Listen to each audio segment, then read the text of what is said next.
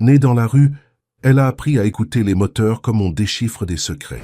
Un jour, un millionnaire la défia de réparer une voiture que personne ne parvenait à sauver. Il y avait du sabotage derrière les pannes et quelqu'un à l'intérieur même de l'entreprise du millionnaire était le traître. Si cette belle histoire de dépassement et d'amour vous a plu, n'oubliez pas de vous abonner à notre chaîne et dites-nous de quelle ville vous nous regardez en continuant. Dans les rues pavées du Vieux Lyon, là où les façades ocre et terracotta s'élèvent comme des sentinelles silencieuses, une jeune fille se faufilait entre les passants pressés. Amélie Rousseau n'avait pas connu la chaleur d'un foyer stable, ni la douceur d'une famille aimante. Son histoire commençait dans les ruelles étroites de la Croix-Rousse, ce quartier ouvrier perché sur la colline qui surplombe la ville. Sans papier complet, sans adresse fixe, elle était devenue invisible aux yeux d'un système qui ne savait que faire d'elle. À 15 ans, Amélie avait déjà vécu plusieurs vies. Son visage fin, encadré par des cheveux châtains souvent emmêlés, portait une expression qui oscillait entre méfiance et curiosité insatiable. Ses yeux, d'un bleu profond comme la Saône au crépuscule, semblaient toujours chercher quelque chose au-delà de l'horizon immédiat. Elle dormait où elle pouvait, sous les arches des ponts, dans les recoins oubliés des traboules lyonnaises, ces passages secrets qui traversent les immeubles, et chaque matin, elle se réveillait avec la même compagne fidèle, la faim. Ce qui distinguait Amélie des autres enfants des rues, c'était son don. Un talent brut, instinctif, presque surnaturel. Là où d'autres voyaient des objets cassés, elle discernait des possibilités. Une boîte de conserve abandonnée devenait entre ses mains agiles un outil pour réparer un vélo. Un morceau de fil électrique trouvé dans une poubelle se transformait en solution ingénieuse pour fixer un appareil défectueux. Mais son véritable génie se révélait lorsqu'elle était près des moteurs. « C'est comme s'il me parlait », confiait-elle parfois à Marcel, un vieux clochard qui partageait souvent son feu de fortune. « Je comprends ce qu'ils essaient de dire quand personne d'autre ne les écoute. » Marcel hochait la tête, convaincu qu'Amélie était soit folle, soit extraordinaire. Peut-être les deux. Chaque jour, Amélie gravissait la colline pour rejoindre le quartier de Vèze, où se trouvait son sanctuaire, l'atelier de Monsieur Lambert, un petit garage familial niché entre une boulangerie et un café. Là-bas, dissimulée, derrière des piles de pneus usés, elle observait les mécaniciens à l'œuvre. Au début, il l'avait chassée, agacée par cette présence furtive, mais le vieux Lambert avait fini par la tolérer, amusé par cette gamine qui semblait fascinée par le balai des clés et des tournevis. « Elle ne fait de mal à personne », avait-il dit à ses employés. Et puis elle garde les chats errants loin de l'atelier. Ce qu'il ignorait, c'est qu'Amélie absorbait chaque geste, chaque diagnostic, chaque réparation comme une éponge. Elle mémorisait les sons des moteurs en difficulté, identifiait les pièces défectueuses avant même que les mécaniciens ne les localisent, et développait dans sa tête un catalogue complet de solutions potentielles. Un matin d'automne, alors que les feuilles dorées des platanes tombaient sur les quais du Rhône, Amélie fut témoin d'une scène qui allait changer sa vie. Une berline de luxe s'était immobilisée juste devant l'atelier de Lambert, de la fumée s'échappant du capot. Le conducteur, un homme d'affaires à l'air important, gesticulait avec agitation tandis que le mécanicien de service secouait la tête, perplexe. « C'est le 3e cette semaine », grommela Lambert. Tous des véhicules sortant de chez Lefebvre Automobile. Le nom résonna dans l'esprit d'Amélie.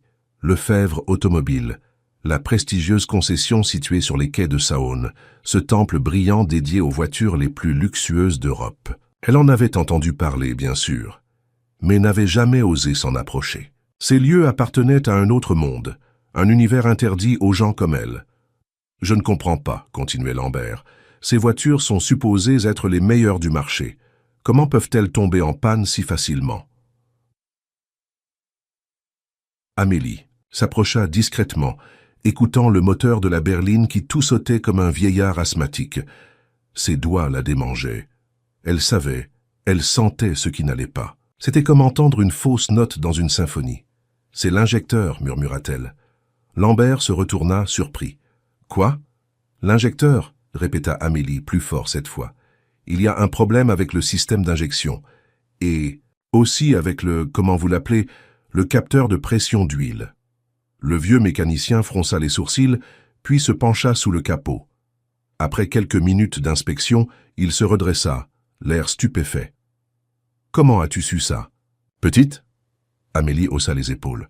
Je l'ai entendu, le moteur le dit si on sait écouter. Ce jour-là, au lieu de la chasser, Lambert lui offrit un sandwich et lui permit de rester pour observer la réparation.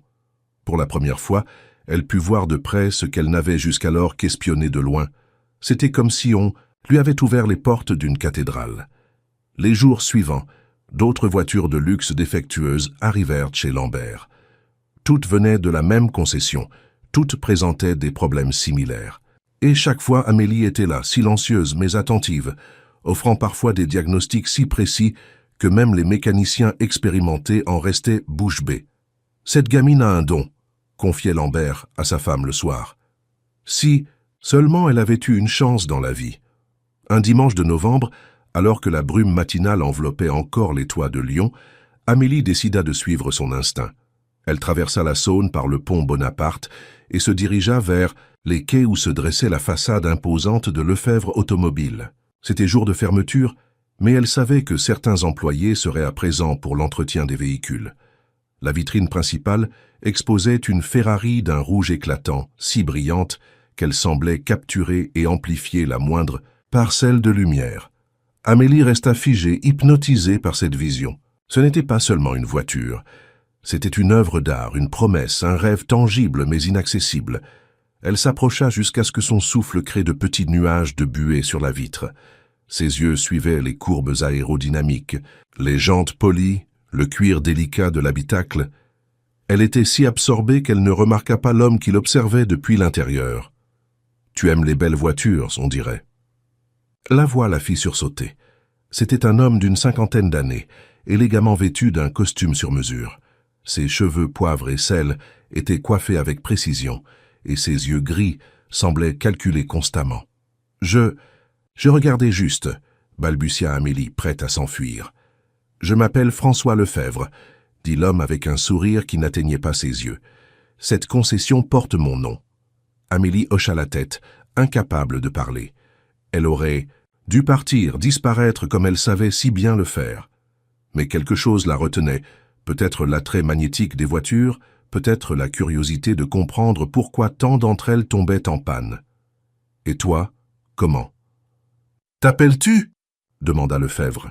« Amélie » répondit-elle simplement, omettant délibérément son nom de famille qu'elle utilisait rarement. Lefebvre l'examina de la tête aux pieds, notant ses vêtements usés, ses mains sales mais étonnamment délicates, et surtout ce regard intense qui ne quittait pas les voitures. « Tu n'es pas venu pour acheter, je présume, » dit-il avec un petit rire. « Non, monsieur. »« Alors pourquoi es-tu là, Amélie ?» Elle hésita, puis décida que la vérité était sa meilleure option. « J'ai vu beaucoup de vos voitures en panne chez monsieur Lambert. Je voulais comprendre pourquoi. » Le visage de Lefebvre se durcit imperceptiblement. « Tu t'intéresses à la mécanique ?»« Oui, monsieur, beaucoup. » À cet instant, la porte de la concession s'ouvrit brusquement, et un jeune homme en uniforme d'employé apparut, l'air contrarié. « Monsieur Lefebvre, cette personne vous importune. Je peux la faire partir. »« Non, Philippe, » répondit Lefebvre sans quitter Amélie des yeux. « Cette jeune fille et moi avons une conversation intéressante. En fait, j'aimerais qu'elle entre. » Philippe parut scandalisé, mais s'écarta pour laisser passer son patron et cette étrange visiteuse. Amélie franchit le seuil avec l'impression de traverser une frontière invisible entre deux mondes. L'intérieur de la concession était encore plus impressionnant que l'extérieur. Marbre au sol, éclairage sophistiqué, et partout, des voitures qui valaient chacune plus que tout ce qu'Amélie pourrait espérer gagner en une vie. « Alors comme ? Ça, tu t'intéresses à nos problèmes mécaniques ?» demanda Lefebvre en la guidant à travers l'exposition. « C'est un sujet qui m'intéresse également, vois-tu, particulièrement depuis quelques semaines. » Il l'emmena vers l'arrière du bâtiment, là où se trouvait l'atelier. Contrairement à celui de Lambert, tout ici était impeccable, high-tech, presque clinique. Plusieurs mécaniciens en uniforme blanc travaillaient en silence sur des véhicules de luxe. « Nous avons un problème », continua Lefebvre. « Un problème que mes meilleurs experts n'arrivent pas à résoudre. » Il désigna une Maserati noire garée à l'écart. « Cette voiture est revenue 4 fois en 2 semaines. Nous avons tout vérifié, tout remplacé. Et pourtant, Amélie observait la voiture avec une intensité presque palpable. Quelque chose en elle résonnait avec ce mystère mécanique. « Aimerais-tu y jeter un œil ?» proposa Lefebvre, surprenant tous les employés présents qui échangèrent des regards incrédules. « Monsieur, » intervint l'un des mécaniciens, « vous ne pouvez pas sérieusement envisager de laisser cette fille toucher à une Maserati 4 portes ?»« Et pourquoi pas, Antoine ?» répliqua Lefebvre. « Vous avez tous échoué. Qu'avons-nous à perdre ?» Le silence tomba sur l'atelier, comme un voile lourd. Tous les regards étaient braqués sur Amélie, qui se tenait immobile devant la Maserati noire. Elle pouvait sentir le mépris dans les yeux des mécaniciens en uniforme, leur incrédulité face à l'audace de François Lefebvre. Mais plus que tout, elle sentait l'appel silencieux de la voiture, comme un patient qui attendait qu'on diagnostique son mal. « Alors, Amélie ?» insista Lefebvre. « Acceptes-tu le défi ?» Elle hésita, consciente de l'enjeu. D'un côté, l'humiliation potentielle, la confirmation de ce que tous pensaient déjà, qu'elle n'était qu'une vulgaire gamine des rues qui devrait être chassée de ce temple automobile. De l'autre, une opportunité qu'elle n'aurait jamais osé imaginer. « Je veux bien essayer », dit-elle finalement, sa voix à peine audible dans le vaste atelier. Un ricanement étouffé s'éleva de l'un des coins. Antoine, le chef mécanicien, ne prenait même pas la peine de cacher son dédain. « Qu'on lui donne une blouse », ordonna Lefebvre, ignorant la réaction de son employé, « et tout ce dont elle aura besoin. » On lui tendit une blouse blanche, bien trop grande pour elle. Amélie l'enfila, retroussant les manches qui tombaient sur ses mains. Elle se sentait comme une imposture, mais dès qu'elle s'approcha de la voiture, cette sensation s'estompa. Il n'y avait plus qu'elle et le mystère. « Mécanique à résoudre. Pouvez-vous démarrer le moteur ?» demanda-t-elle à Antoine. Le mécanicien lança un regard à Lefebvre qui acquiesça. Avec un soupir exagéré, Antoine s'installa au volant et tourna la clé. Le moteur V8 s'éveilla avec un rugissement qui fit vibrer le sol, puis se stabilisa en un ronronnement profond et régulier. Amélie ferma les yeux, se concentrant uniquement sur le son. Pour les autres, c'était simplement le bruit impressionnant d'un moteur italien de haute performance. Pour elle, c'était une symphonie complexe, où chaque note, chaque vibration racontait une histoire. « Il y a une irrégularité », murmura-t-elle, toutes les 20 secondes environ, comme un battement manqué. Antoine roula des yeux, mais Lefebvre fit un geste pour qu'il se taise. Amélie continua son écoute, puis demanda qu'on accélère légèrement. Le changement de régime révéla de nouvelles nuances dans le comportement du moteur. « Coupé », dit-elle après quelques minutes. Le silence revint, presque assourdissant, après le grondement du V8. Amélie se dirigea vers la boîte à outils, sélectionnant avec assurance plusieurs instruments comme si elle avait fait ça toute sa vie. En réalité, elle n'avait jamais touché à une voiture aussi sophistiquée, mais les principes fondamentaux restèrent les mêmes. « Je peux ouvrir le capot ?» demanda-t-elle. Antoine s'exécuta, visiblement irrité par cette situation qu'il jugeait absurde. Le capot se souleva, révélant le cœur technologique de la bête italienne. Amélie se pencha, scrutant l'agencement complexe des composants. Ses yeux vifs repérèrent immédiatement plusieurs détails intrigants. « Ces connecteurs ?» dit-elle en pointant une section du moteur. « Ils semblent neufs, plus récents que le reste. »« Bien sûr qu'ils sont neufs, » intervint Antoine. « Nous avons remplacé toute l'unité de contrôle électronique la semaine dernière. » Amélie hocha la tête, continuant son inspection méthodique. Ses doigts fins suivaient les câbles, vérifiaient les connexions, testaient la résistance de certaines pièces. Elle travaillait avec une concentration absolue, comme si le monde extérieur avait cessé d'exister. « Puis-je voir l'historique des réparations ?» demanda-t-elle après une vingtaine de minutes. Cette requête sembla surprendre tout le monde. Lefebvre fit un signe à Philippe, qui disparut dans le bureau et revint avec un dossier épais. Amélie le parcourut rapidement, ses yeux s'attardant sur certaines entrées. « Cette voiture a eu beaucoup de problèmes pour un modèle récent, » observa-t-elle, « et presque tous concernent les systèmes électroniques ou le circuit d'alimentation. » Elle retourna au moteur, cette fois avec une idée plus précise de ce qu'elle cherchait. Ses mouvements devenaient plus assurés, plus ciblés. Elle demanda plusieurs outils spécifiques qu'Antoine lui fournit avec réticence. Après une heure d'investigation minutieuse, entrecoupée de courts essais moteurs, Amélie se redressa enfin. Son visage était maculé de traces d'huile, mais ses yeux brillaient d'une certitude nouvelle. « Je crois que j'ai trouvé », annonça-t-elle. Ce n'est pas un problème unique, mais une combinaison de petits défauts qui créent une réaction en chaîne. Elle expliqua que certains capteurs donnaient des lectures erronées, parce qu'ils avaient été mal calibrés lors du dernier remplacement. De plus, il y avait une micro-fissure dans un conduit d'admission qui créait une perturbation dans le flux d'air, trop subtile pour être détectée par les diagnostics standards. Mais le vrai problème, continua-t-elle, c'est que certaines pièces ne sont pas d'origine. Un silence pesant s'abattit sur l'atelier. Antoine se raidit visiblement, tandis que Lefebvre plissait les yeux. « Que veux-tu dire » demanda ce dernier d'une voix basse. « Ces composants » Amélie désigna plusieurs éléments du système d'injection. Ils ressemblent aux pièces d'origine Maserati, mais ils sont légèrement différents. La qualité n'est pas la même. Ce sont des répliques, des imitations. Lefebvre s'approcha pour examiner les pièces qu'elle indiquait. Son visage restait impassible, mais une veine palpitait sur sa tempe. « Es-tu en train de suggérer que nous utilisons des pièces contrefaites ?»« Dans nos réparations ?» demanda-t-il, sa voix dangereusement calme. Amélie réalisa soudain la gravité de son accusation. Elle venait d'insinuer qu'une des concessions automobiles les plus prestigieuses de Lyon trichait avec ses clients. « Je dis seulement ce que je vois », répondit-elle, refusant de se rétracter malgré la peur qui lui nouait l'estomac. « Ces pièces ne sont pas authentiques, et c'est ce qui cause les problèmes récurrents. » Antoine s'avança, le visage rouge de colère. « C'est ridicule. Cette fille ne sait pas de quoi elle parle. Comment oserait-elle remettre en question nos méthodes de travail ?» Lefebvre leva une main pour l'arrêter. « Laisse-la finir, Antoine. » Encouragée par cette permission, Amélie poursuivit son explication. Elle montra comment les pièces de substitution créaient des incompatibilités subtiles avec les composants d'origine, provoquant des dysfonctionnements intermittents difficiles à diagnostiquer.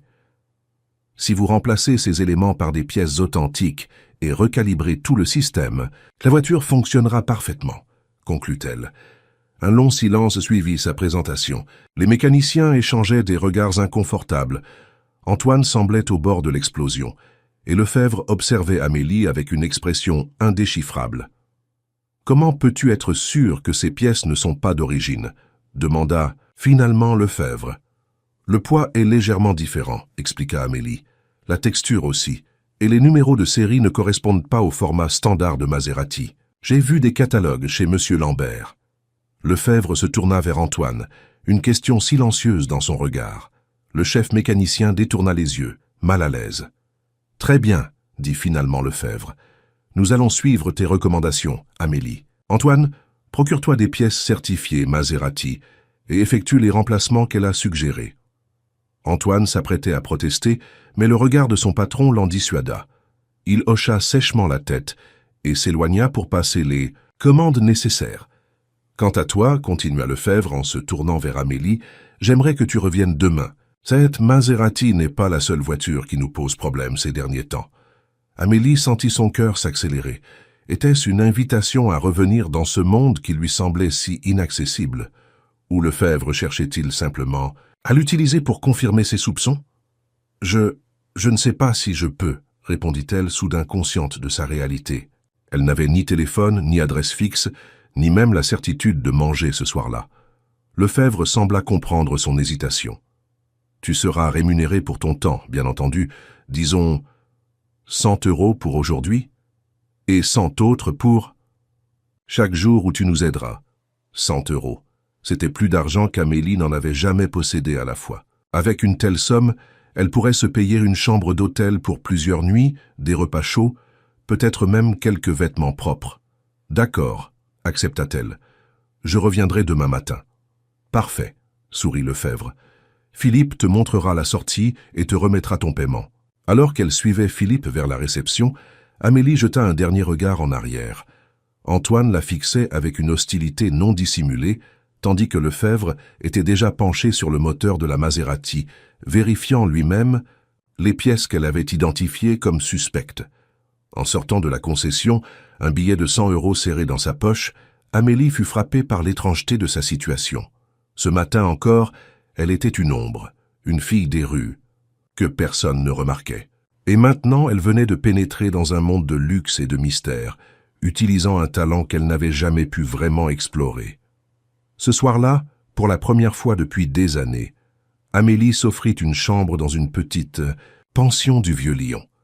Allongée sur un lit propre, elle fixait le plafond, incapable de dormir malgré le confort inaccoutumé. Quelque chose la troublait dans ce qu'elle avait découvert aujourd'hui.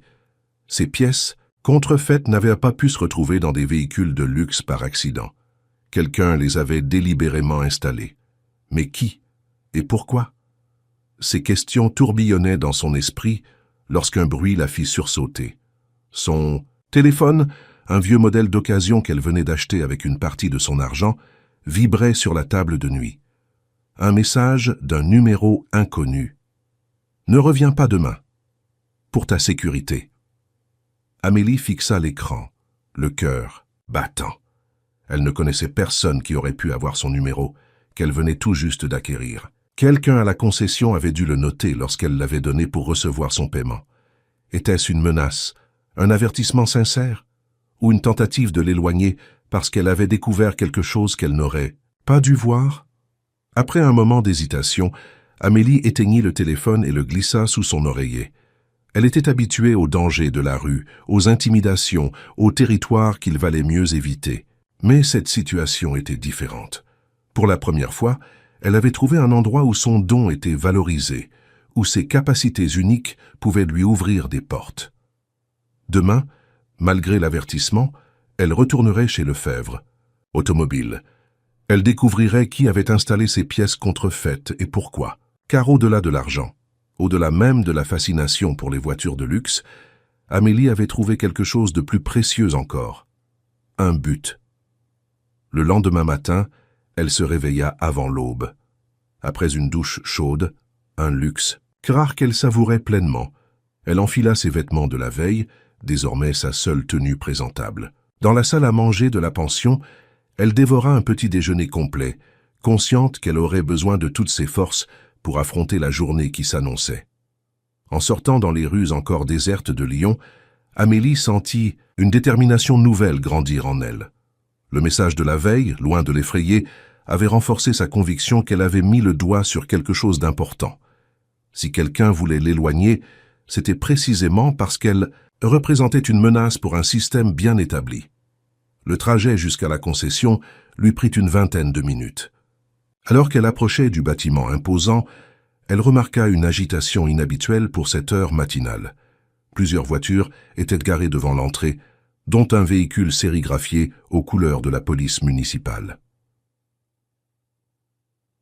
Intriguée et légèrement inquiète, Amélie ralentit le pas. Que s'était-il passé? L'affaire des pièces contrefaites avait-elle déjà été signalée aux autorités? Ou s'agissait-il d'autre chose? Alors qu'elle hésitait sur la conduite à tenir, une silhouette familière émergea des portes vitrées de la concession. C'était François Lefebvre, accompagné de deux hommes en uniforme de police. Son visage habituellement impassible trahissait une préoccupation profonde. Leurs regards se croisèrent et Lefebvre s'immobilisa. Puis, après avoir échangé quelques mots avec les policiers, il se dirigea vers elle d'un pas décidé. « Amélie, » dit Lefebvre en arrivant à sa hauteur, « je ne m'attendais pas à te voir si tôt. » Son ton était mesuré, mais Amélie perçut une tension inhabituelle dans sa voix. Les deux policiers observèrent leur échange de loin, visiblement curieux. « J'ai reçu un message hier soir, » répondit-elle, décidant d'être directe. « Quelqu'un m'a conseillé de ne pas revenir. Ça m'a donné encore plus envie de le faire. » Un sourire fugace traversa le visage de Lefebvre. « Intéressant. Tu n'as pas idée de qui aurait pu t'envoyer ce message? » ?»« Non, mais je suppose que c'est quelqu'un qui n'apprécie pas que j'ai découvert ces pièces contrefaites. » Lefebvre jeta un regard vers les policiers, puis prit Amélie par le coude pour l'entraîner un peu plus loin, hors de portée d'oreille. « Écoute-moi bien, dit-il, à voix basse. La situation est plus compliquée que tu ne l'imagines. Ce matin, nous avons découvert que notre système informatique a été piraté. Quelqu'un a modifié nos bons de commande pour les pièces détachées. » Amélie fronça les sourcils. « C'est pour ça que la police est là. »« Oui, mais ce n'est que la partie visible de l'iceberg. Après ton départ hier, j'ai demandé à vérifier toutes les voitures récemment réparées. Tu avais raison. Beaucoup comportaient des pièces non conformes. » Il s'interrompit, semblant peser ses mots. « Ce que tu as découvert pourrait être lié à une affaire bien plus grave, Des clients fortunés qui pensent acheter le meilleur se retrouvent avec des voitures potentiellement dangereuses. Amélie sentit un frisson lui parcourir l'échine. Elle avait mis le doigt sur quelque chose de bien plus conséquent qu'un simple problème mécanique. « Comment puis-je aider ?» demanda-t-elle, sa voix trahissant son excitation malgré la gravité de la situation. Lefebvre la dévisagea longuement, comme s'il évaluait sa fiabilité. « Tu as un don, Amélie. Tu vois ce que mes mécaniciens expérimentés ne voient pas. J'ai besoin de toi pour examiner d'autres véhicules, identifier les pièces suspectes et m'aider à comprendre l'ampleur du problème. » Et il sortit une enveloppe de sa poche intérieure. « Voici 200 € d'avance. J'ai aussi pris la liberté de réserver une chambre à ton nom, à l'hôtel Le Royal, juste en face. C'est plus sûr que la pension où tu étais hier. » Amélie écarquilla les yeux. L'hôtel Le Royal était un établissement 5 étoiles, le genre d'endroit qu'elle n'aurait jamais imaginé fréquenter. « Comment savez-vous où j'étais ?»« J'ai mes sources, » répondit Lefebvre avec un demi-sourire. « Disons que je préfère savoir avec qui je travaille, surtout quand il s'agit de quelqu'un d'aussi inhabituel que toi. » Cette révélation aurait dû l'inquiéter. Lefebvre l'avait manifestement fait suivre, mais étrangement, Amélie se sentit presque flattée. Pour la première fois de sa vie, quelqu'un la jugeait suffisamment importante pour s'intéresser à elle. « D'accord, » acquiesça-t-elle. « Quand commençons-nous ?»« Immédiatement. Mais pas ici. Les policiers vont rester toute la journée et j'ai d'autres concessions à Lyon. Je vais t'emmener à notre atelier principal à Confluence. » Ils retournèrent vers les policiers, à qui Lefebvre présenta Amélie comme une consultante technique, venue l'aider à évaluer l'étendue des dégâts.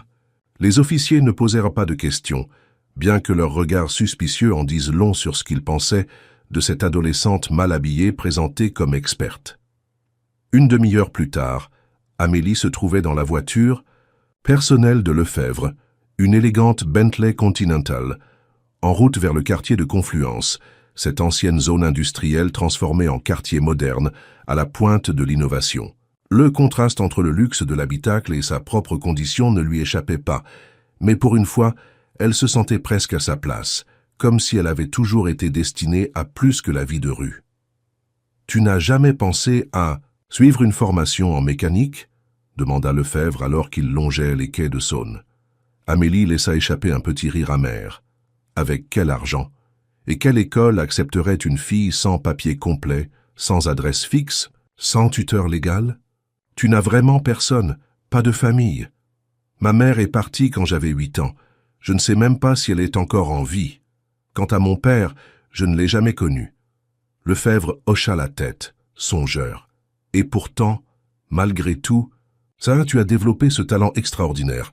C'est remarquable. » Ils arrivèrent finalement à un imposant bâtiment moderne aux lignes épurées, dominé par une immense baie vitrée qui laissait entrevoir un atelier high-tech.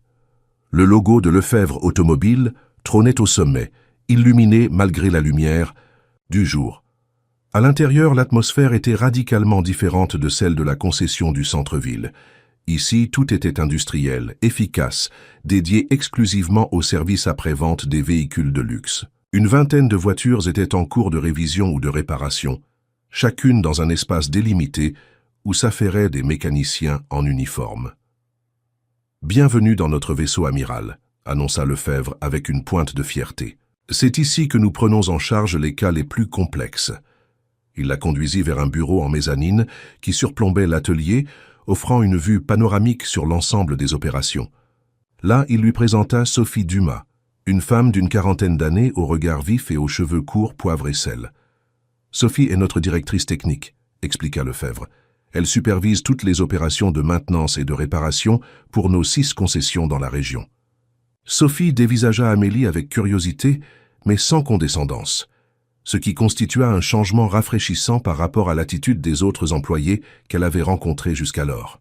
« François m'a parlé de ton exploit d'hier, » dit-elle. « Peu de gens auraient pu détecter ces pièces contrefaites, même parmi nos experts. »« J'ai juste senti que quelque chose n'allait pas, » répondit Amélie, légèrement embarrassée par le compliment. « C'est exactement ce dont nous avons besoin, » intervint Lefebvre. « Quelqu'un qui sent les problèmes avant qu'ils ne deviennent évidents. Sophie, montre-lui ce que nous avons découvert ce matin. » Sophie déploya une série de photographies sur le bureau. Elle montrait différentes pièces automobiles. Injecteurs, capteurs, composants électroniques, placés côte à côte. Pour un œil non averti, elles semblaient identiques, mais Amélie repéra immédiatement les différences subtiles. Celle de gauche est l'original, celle de droite est la contrefaçon, dit-elle sans hésitation, pointant chaque paire de pièces. Sophie et Lefebvre échangèrent un regard impressionné. « Exactement », confirma Sophie. « La question est, comment ces pièces se sont-elles retrouvées dans nos voitures? Nous avons des procédures strictes, des fournisseurs certifiés. Quelqu'un dans la chaîne d'approvisionnement fait des substitutions, suggéra Amélie. Les pièces originales sont probablement revendues au marché noir. C'est aussi notre théorie, acquiesça Lefebvre. Mais nous ignorons encore qui est impliqué. C'est pourquoi j'aimerais que tu examines plusieurs véhicules aujourd'hui discrètement, sans que les mécaniciens ne sachent exactement ce que tu cherches. Le plan était simple.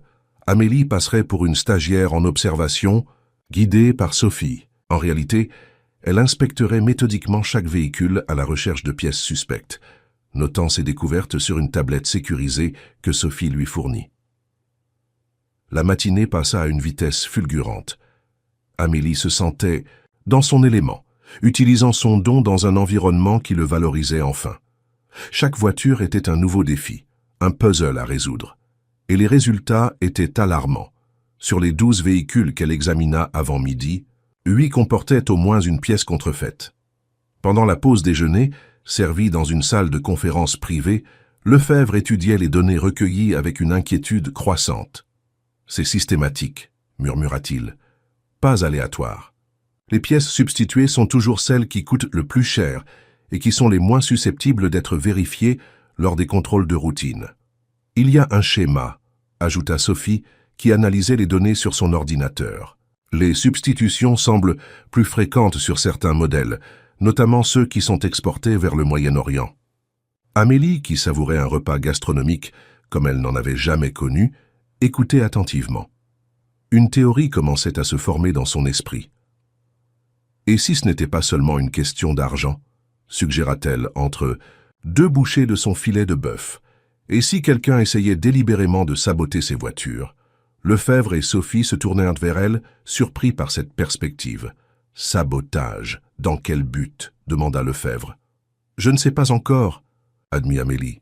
« Mais certaines de ces pièces sont positionnées de manière à créer des défaillances spécifiques, comme si quelqu'un voulait que ces voitures tombent en panne à un moment précis, pas simplement économiser de l'argent. » Un silence pesant s'abattit sur la pièce. L'idée d'un sabotage délibéré ouvrait des perspectives inquiétantes. « Nous devons creuser cette piste, » décida finalement Lefebvre. « Si tu as raison, Amélie, nous faisons face à quelque chose de bien plus grave qu'une simple fraude. » L'après-midi fut consacré à des inspections encore plus minutieuses. Amélie ne se contentait plus d'identifier les pièces contrefaites. Elle analysait leur positionnement, leur interaction avec les systèmes environnants, cherchant à comprendre si une logique malveillante sous-tendait ces substitutions. Vers 16 heures, alors qu'elle examinait une Aston Martin fraîchement révisée, Amélie fit une découverte troublante. Dissimulé dans le faisceau électrique principal, un petit dispositif noir qu'elle n'avait jamais vu auparavant émettait un léger bourdonnement. « Sophie » appela-t-elle, « pouvez-vous venir voir ça ?» La directrice technique s'approcha, suivie de près par Lefebvre qui ne s'était pas éloigné de la journée. « Qu'est-ce que c'est ?» demanda Sophie en se penchant sur le composant mystérieux. « Je ne suis pas sûre, » répondit Amélie. « Mais ce n'est certainement pas d'origine. On dirait presque un émetteur, » compléta Lefebvre, son visage soudain livide. « C'est un dispositif de traçage. » Il se redressa brusquement et fit signe à Sophie et Amélie de le suivre à l'extérieur. Une fois dans le parking, loin des oreilles indiscrètes, il s'expliqua. Si quelqu'un place des traceurs dans ses voitures, ce n'est pas seulement pour les faire tomber en panne, c'est pour savoir où elles se trouvent à tout moment. Vous pensez à quoi, des vols organisés ? Suggéra Sophie. Ou pire, répondit Lefebvre, ces voitures sont achetées par des diplomates, des hommes d'affaires, des personnalités publiques. Connaître leurs déplacements pourrait avoir une valeur inestimable pour certaines personnes. Amélie frissonna, réalisant soudain l'ampleur de ce qu'elle avait découvert. Ce n'était plus une simple histoire de pièces détachées, c'était potentiellement une affaire d'espionnage ou de criminalité organisée. « Il faut prévenir la police », dit-elle spontanément. « Pas encore », trancha Lefebvre. « Nous devons d'abord comprendre qui, au sein de mon entreprise, est impliqué. Si nous alertons les autorités maintenant, le coupable pourrait s'enfuir ou détruire des preuves cruciales. Mais ces dispositifs sont déjà en circulation, » protesta Sophie. « Des vies pourraient être en danger. » Lefebvre semblait tiraillé entre différentes considérations. « D'accord, voilà ce que nous allons faire. Sophie, contacte discrètement les propriétaires des véhicules que nous avons identifiés. Comme compromis, invente une excuse pour les faire revenir immédiatement. Un rappel urgent, un problème de sécurité découvert par le constructeur, n'importe quoi. Pendant ce temps, Amélie et moi allons continuer notre enquête pour identifier la source. » Sophie acquiesça et retourna rapidement à l'intérieur. Lefebvre se tourna vers Amélie, son expression plus grave que jamais.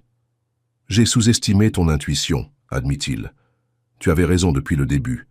Il ne s'agit pas d'une simple fraude économique. »« Qui pourrait être derrière tout ça ?» demanda Amélie, encore sous le choc de leur découverte. « J'ai ma petite idée, » répondit Lefebvre, son regard se durcissant. « Mais avant de porter des accusations, j'ai besoin de preuves solides. Et pour ça, j'ai besoin que tu continues à m'aider. » Il consulta sa montre. « Il est presque 17 heures. Je vais te raccompagner à l'hôtel. Repose-toi et retrouvons-nous demain matin à 8 heures à la concession principale. D'ici là, je vais faire quelques recherches de mon côté. » Sur le trajet du retour, Amélie resta silencieuse, contemplant les eaux de la Saône qui scintillaient sous le soleil déclinant. En l'espace de 2 jours, sa vie avait pris un tournant qu'elle n'aurait jamais pu imaginer. D'enfant des rues invisibles, elle était devenue un élément clé dans une enquête aux ramifications potentiellement internationales.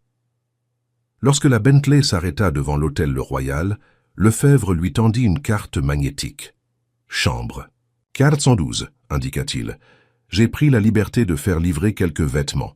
Tu trouveras aussi un nouveau téléphone sur la table de nuit, plus sécurisé que celui que tu as acheté hier. N'utilise que celui-là pour me contacter. » Amélie accepta la carte, submergée par cette sollicitude inattendue. « Merci, monsieur Lefebvre, pour tout. Appelle-moi François, » sourit-il. « Et c'est moi qui te remercie. Sans toi, nous n'aurions jamais découvert cette machination. » Alors qu'elle s'apprêtait à descendre de voiture, il ajouta « Une dernière chose, Amélie, fais attention. Ne parle à personne de ce que nous avons découvert. Même au sein de mon entreprise, je ne sais plus à qui je peux faire confiance. » Ces paroles résonnèrent dans l'esprit d'Amélie alors qu'elle pénétrait dans le luxueux hall de l'hôtel.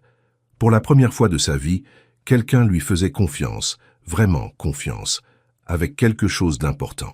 Cette responsabilité était à la fois grisante et terrifiante. Dans sa chambre, elle découvrit que quelques vêtements étaient un euphémisme. Une garde-robe complète l'attendait, des tenues décontractées aux plus élégantes, toutes à sa taille. Sur le lit king size, une enveloppe contenait encore 1 000 € en espèces avec un simple mot « pour les imprévus ». FL. Amélie s'approcha de l'immense fenêtre qui offrait une vue panoramique sur Lyon et ses 2 fleuves. Le soleil couchant baignait la ville d'une lumière dorée, transformant les toits et les monuments en une vision presque irréelle. Quelque part, dans cette ville qu'elle croyait connaître, se cachait une menace dont elle commençait à peine à mesurer l'ampleur. Son reflet dans la vitre lui renvoya l'image d'une jeune fille métamorphosée.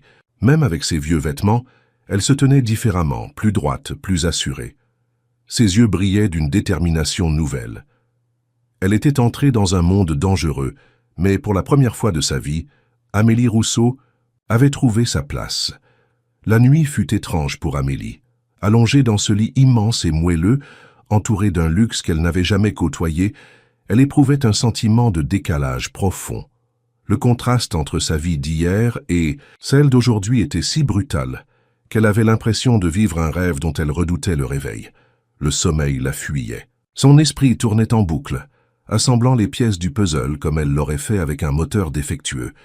Les pièces contrefaites, les traceurs dissimulés, le message d'avertissement sur son ancien téléphone. Qui était derrière tout cela? Et pourquoi François Lefebvre, homme d'affaires respecté, propriétaire d'un empire automobile, lui faisait-il confiance à elle, une fille des rues sans passé ni avenir? Vers 3 heures du matin, incapable de rester immobile plus longtemps, Amélie se leva et s'approcha de la fenêtre. Lyon dormait, ponctué de lumières qui scintillaient comme des étoiles terrestres. Quelque part dans cette ville se trouvaient les réponses qu'elle cherchait, et peut-être aussi les dangers que le message avait évoqués. Au petit matin, après une douche revitalisante dans la salle de bain en marbre, Amélie choisit parmi les vêtements neufs une tenue simple mais élégante. Jean noir, chemisier blanc, veste légère. En se regardant dans le miroir, elle eut du mal à reconnaître la jeune fille qui, quelques jours plus tôt, fouillait les poubelles à la recherche de pièces mécaniques récupérables. À 8 heures précises, elle attendait devant la concession principale de Lefebvre Automobile. Le bâtiment semblait différent à la lumière du jour, moins intimidant, plus vulnérable. Les événements de la veille avaient de percer son aura d'invincibilité, révélant les failles dans ce temple du luxe automobile. François Lefebvre arriva quelques minutes plus tard, au volant d'une discrète Audi grise, bien différente de sa Bentley habituelle. « Monte », dit-il simplement en ouvrant la portière passager. Une fois qu'Amélie fut installée, il démarra sans un mot, prenant la direction de la périphérie de Lyon. « Nous ne retournons pas à l'atelier » demanda-t-elle, surprise par ce changement de programme. « Non, j'ai fait quelques découvertes cette nuit qui m'ont convaincu que nous ne devions pas nous montrer à la concession aujourd'hui. » Son ton était grave, son visage marqué par une nuit sans sommeil. « Qu'avez-vous découvert » Lefebvre jeta un coup d'œil dans son rétroviseur avant de répondre. « Quel est le dispositif de traçage que tu as trouvé hier ? Ils émettent des signaux vers un serveur externe. J'ai engagé un expert en informatique pour remonter la piste. Et devine quoi ? L'adresse IP appartient à une société écran qui a des liens avec Delancret International. Delancret, qui est-ce ? Mon principal concurrent. Victor Delancret possède la plus grande chaîne de concessions de voitures de luxe dans le sud de la France. Nous nous livrons une guerre commerciale depuis des années, mais je n'aurais jamais imaginé qu'il irait jusqu'à un sabotage industriel de cette ampleur. Amélie médita cette information. Vous pensez qu'il cherche à vous discréditer, à ruiner votre réputation en faisant tomber en panne les voitures que vous vendez. C'est plus complexe que ça, répondit Lefebvre en s'engageant sur l'autoroute. Les traceurs suggèrent un objectif plus sinistre. Delancret a des clients dans des cercles très fermés, dignitaires étrangers, grands industriels, personnalités médiatiques. Connaître leurs déplacements, c'est avoir accès à des informations potentiellement très lucratives. Amélie frissonna comprenant les implications. De l'espionnage industriel ? Ou pire ? Lefebvre serra les mains sur le volant. Mais je n'ai pas de preuves directes contre lui. Seulement des soupçons et cette connexion informatique qui pourrait être expliquée de 1000 façons. Ils roulèrent maintenant vers les monts du Lyonnais, s'éloignant de la ville pour s'enfoncer dans une campagne verdoyante. Après une trentaine de minutes, Lefebvre quitta l'autoroute pour emprunter une petite route sinueuse qui grimpait à flanc de colline. « Où allons-nous » demanda finalement Amélie, intriguée par ce détour inattendu. « Chez quelqu'un qui pourra nous aider. Un ancien ami, expert en sécurité informatique. Il a travaillé pour les services spéciaux avant de prendre sa retraite dans ce coin paisible. S'il y a quelqu'un qui peut nous aider à comprendre ce que trament exactement ces traceurs, c'est lui. » La route déboucha sur une propriété isolée, protégée par un imposant portail électronique. Lefebvre s'identifia via un interphone et les battants s'ouvrirent silencieusement. Une maison moderne aux lignes épurées apparut, nichée dans un écrin de verdure.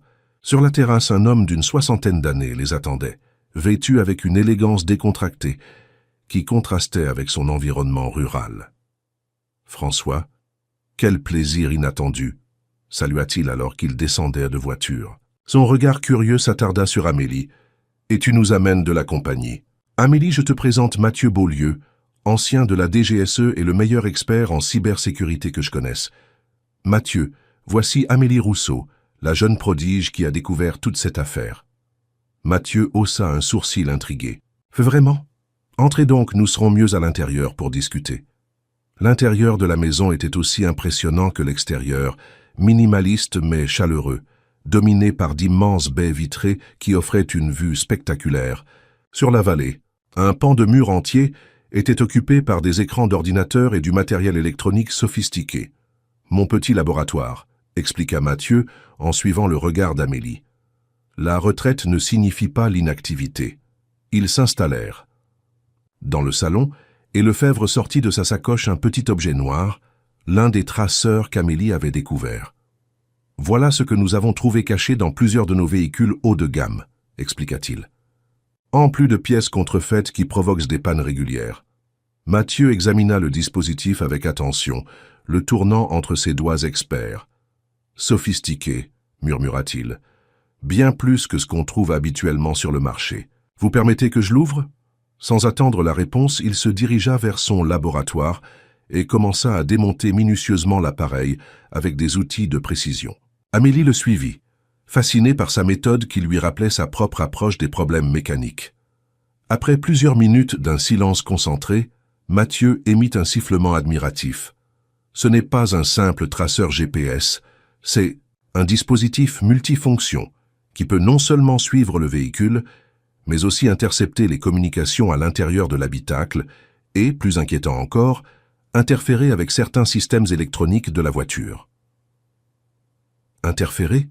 répéta Lefebvre, alarmé. « Tu veux dire qu'il peut prendre le contrôle du véhicule ?»« Pas totalement, mais il pourrait par exemple désactiver les freins ABS à un moment critique ou couper momentanément l'assistance électrique de la direction. » Mathieu releva la tête, son expression grave. « François, ce n'est pas un simple outil d'espionnage, c'est potentiellement une arme. » Un silence pesant s'abattit sur la pièce. Amélie sentit un frisson lui parcourir l'échine. Les implications dépassaient largement ce qu'elle avait imaginé. « Qui fabrique ce genre d'équipement ?» demanda-t-elle finalement. « Pas beaucoup de personnes, » répondit Mathieu. « C'est du matériel quasi militaire. Je reconnais certains composants utilisés par une entreprise israélienne spécialisée dans la sécurité défensive. Mais ils ne vendent qu'à des gouvernements ou des agences agréées. » Alors comment Delancret aurait-il pu se les procurer? Demanda Lefebvre. Par des canaux détournés, évidemment. Ou peut-être travaille-t-il avec quelqu'un qui a des connexions gouvernementales. Mathieu connecta le dispositif à l'un de ses ordinateurs. Laissez-moi analyser son firmware. Ça pourrait nous donner des indices sur son origine exacte. Tandis que Mathieu s'affairait, Amélie ne pouvait s'empêcher de repenser au message d'avertissement qu'elle avait reçu. Quelqu'un au sein même de l'organisation de Lefebvre savait ce qui se passait et avait tenté de la mettre en garde. Était-ce par bienveillance ou pour protéger le complot? « François, » dit-elle doucement, « avez-vous une idée de qui dans votre entreprise pourrait être impliqué ?»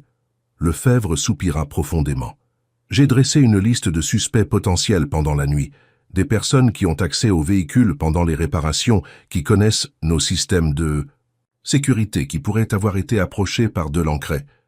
Et le nom qui revient sans cesse est celui d'Antoine Mercier, mon chef mécanicien, celui qui t'a accueilli avec tant d'hostilité le premier jour. » Amélie hocha la tête, pas vraiment surprise. L'attitude d'Antoine avait été suspecte dès le début. « Il travaille pour moi depuis 15 ans, » continua Lefebvre, visiblement troublé par cette possibilité. « Je lui ai fait confiance avec les véhicules les plus précieux, les clients les plus exigeants. Parfois, les trahisons viennent des personnes les plus proches, » intervint Mathieu sans lever les yeux de son écran. « Mais ne tirons pas de conclusions hâtives. Ah, voilà qui est intéressant. » Ils se rapprochèrent pour voir ce qu'il avait découvert. Sur l'écran s'affichaient des lignes de code que Mathieu parcourait avec attention. Ce firmware contient une signature numérique cachée. Un ego trip du programmeur, sans doute. Il pointa une séquence particulière. Voyez ces caractères? C'est un nom codé en hexadécimal. Traduit en texte normal, ça donne « renard ». « Renard », répéta Lefebvre. « Ça ne me dit rien. »« À moi non plus, » admit Mathieu. « Mais c'est un indice. Et il y a autre chose. » Il continua à faire défiler le code. « Ce dispositif est programmé pour envoyer ces données à intervalles réguliers vers une adresse IP spécifique. Je peux essayer de la localiser. » Quelques manipulations plus tard, une carte apparut sur l'écran avec un point clignotant. « Lyon », constata Amélie. « Pas très loin de la concession principale. »« Précisément ?»« Dans le quartier de la Part-Dieu », précisa Mathieu. « L'immeuble Oxygène, si je ne me trompe pas. » Lefebvre écarquilla les yeux. « Delancret a des bureaux dans cet immeuble. C'est là qu'il gère ses opérations européennes. »« Voilà qui confirme tes soupçons, » dit Mathieu. « Mais nous avons besoin de preuves plus solides si tu veux l'attaquer en justice. Ces informations pourraient avoir été obtenues par des moyens, disons, non conventionnels. Qu'est-ce que tu suggères? Une approche plus directe. Nous savons maintenant que ces dispositifs communiquent avec un serveur dans les bureaux de Delancret. Si nous pouvions accéder à ce serveur, ou au moins intercepter les communications qu'il reçoit. Comment? Demanda Amélie. On ne peut pas simplement entrer dans leur bureau et demander gentiment à voir leur serveur d'espionnage. Un sourire malicieux se dessina sur le visage de Mathieu. Non, mais nous pouvons peut-être utiliser leur propre technologie. Contre eux. Il se tourna vers un autre écran et commença à travailler rapidement, ses doigts volant sur le clavier. Ces traceurs sont conçus pour être discrets, mais ils doivent nécessairement émettre des signaux.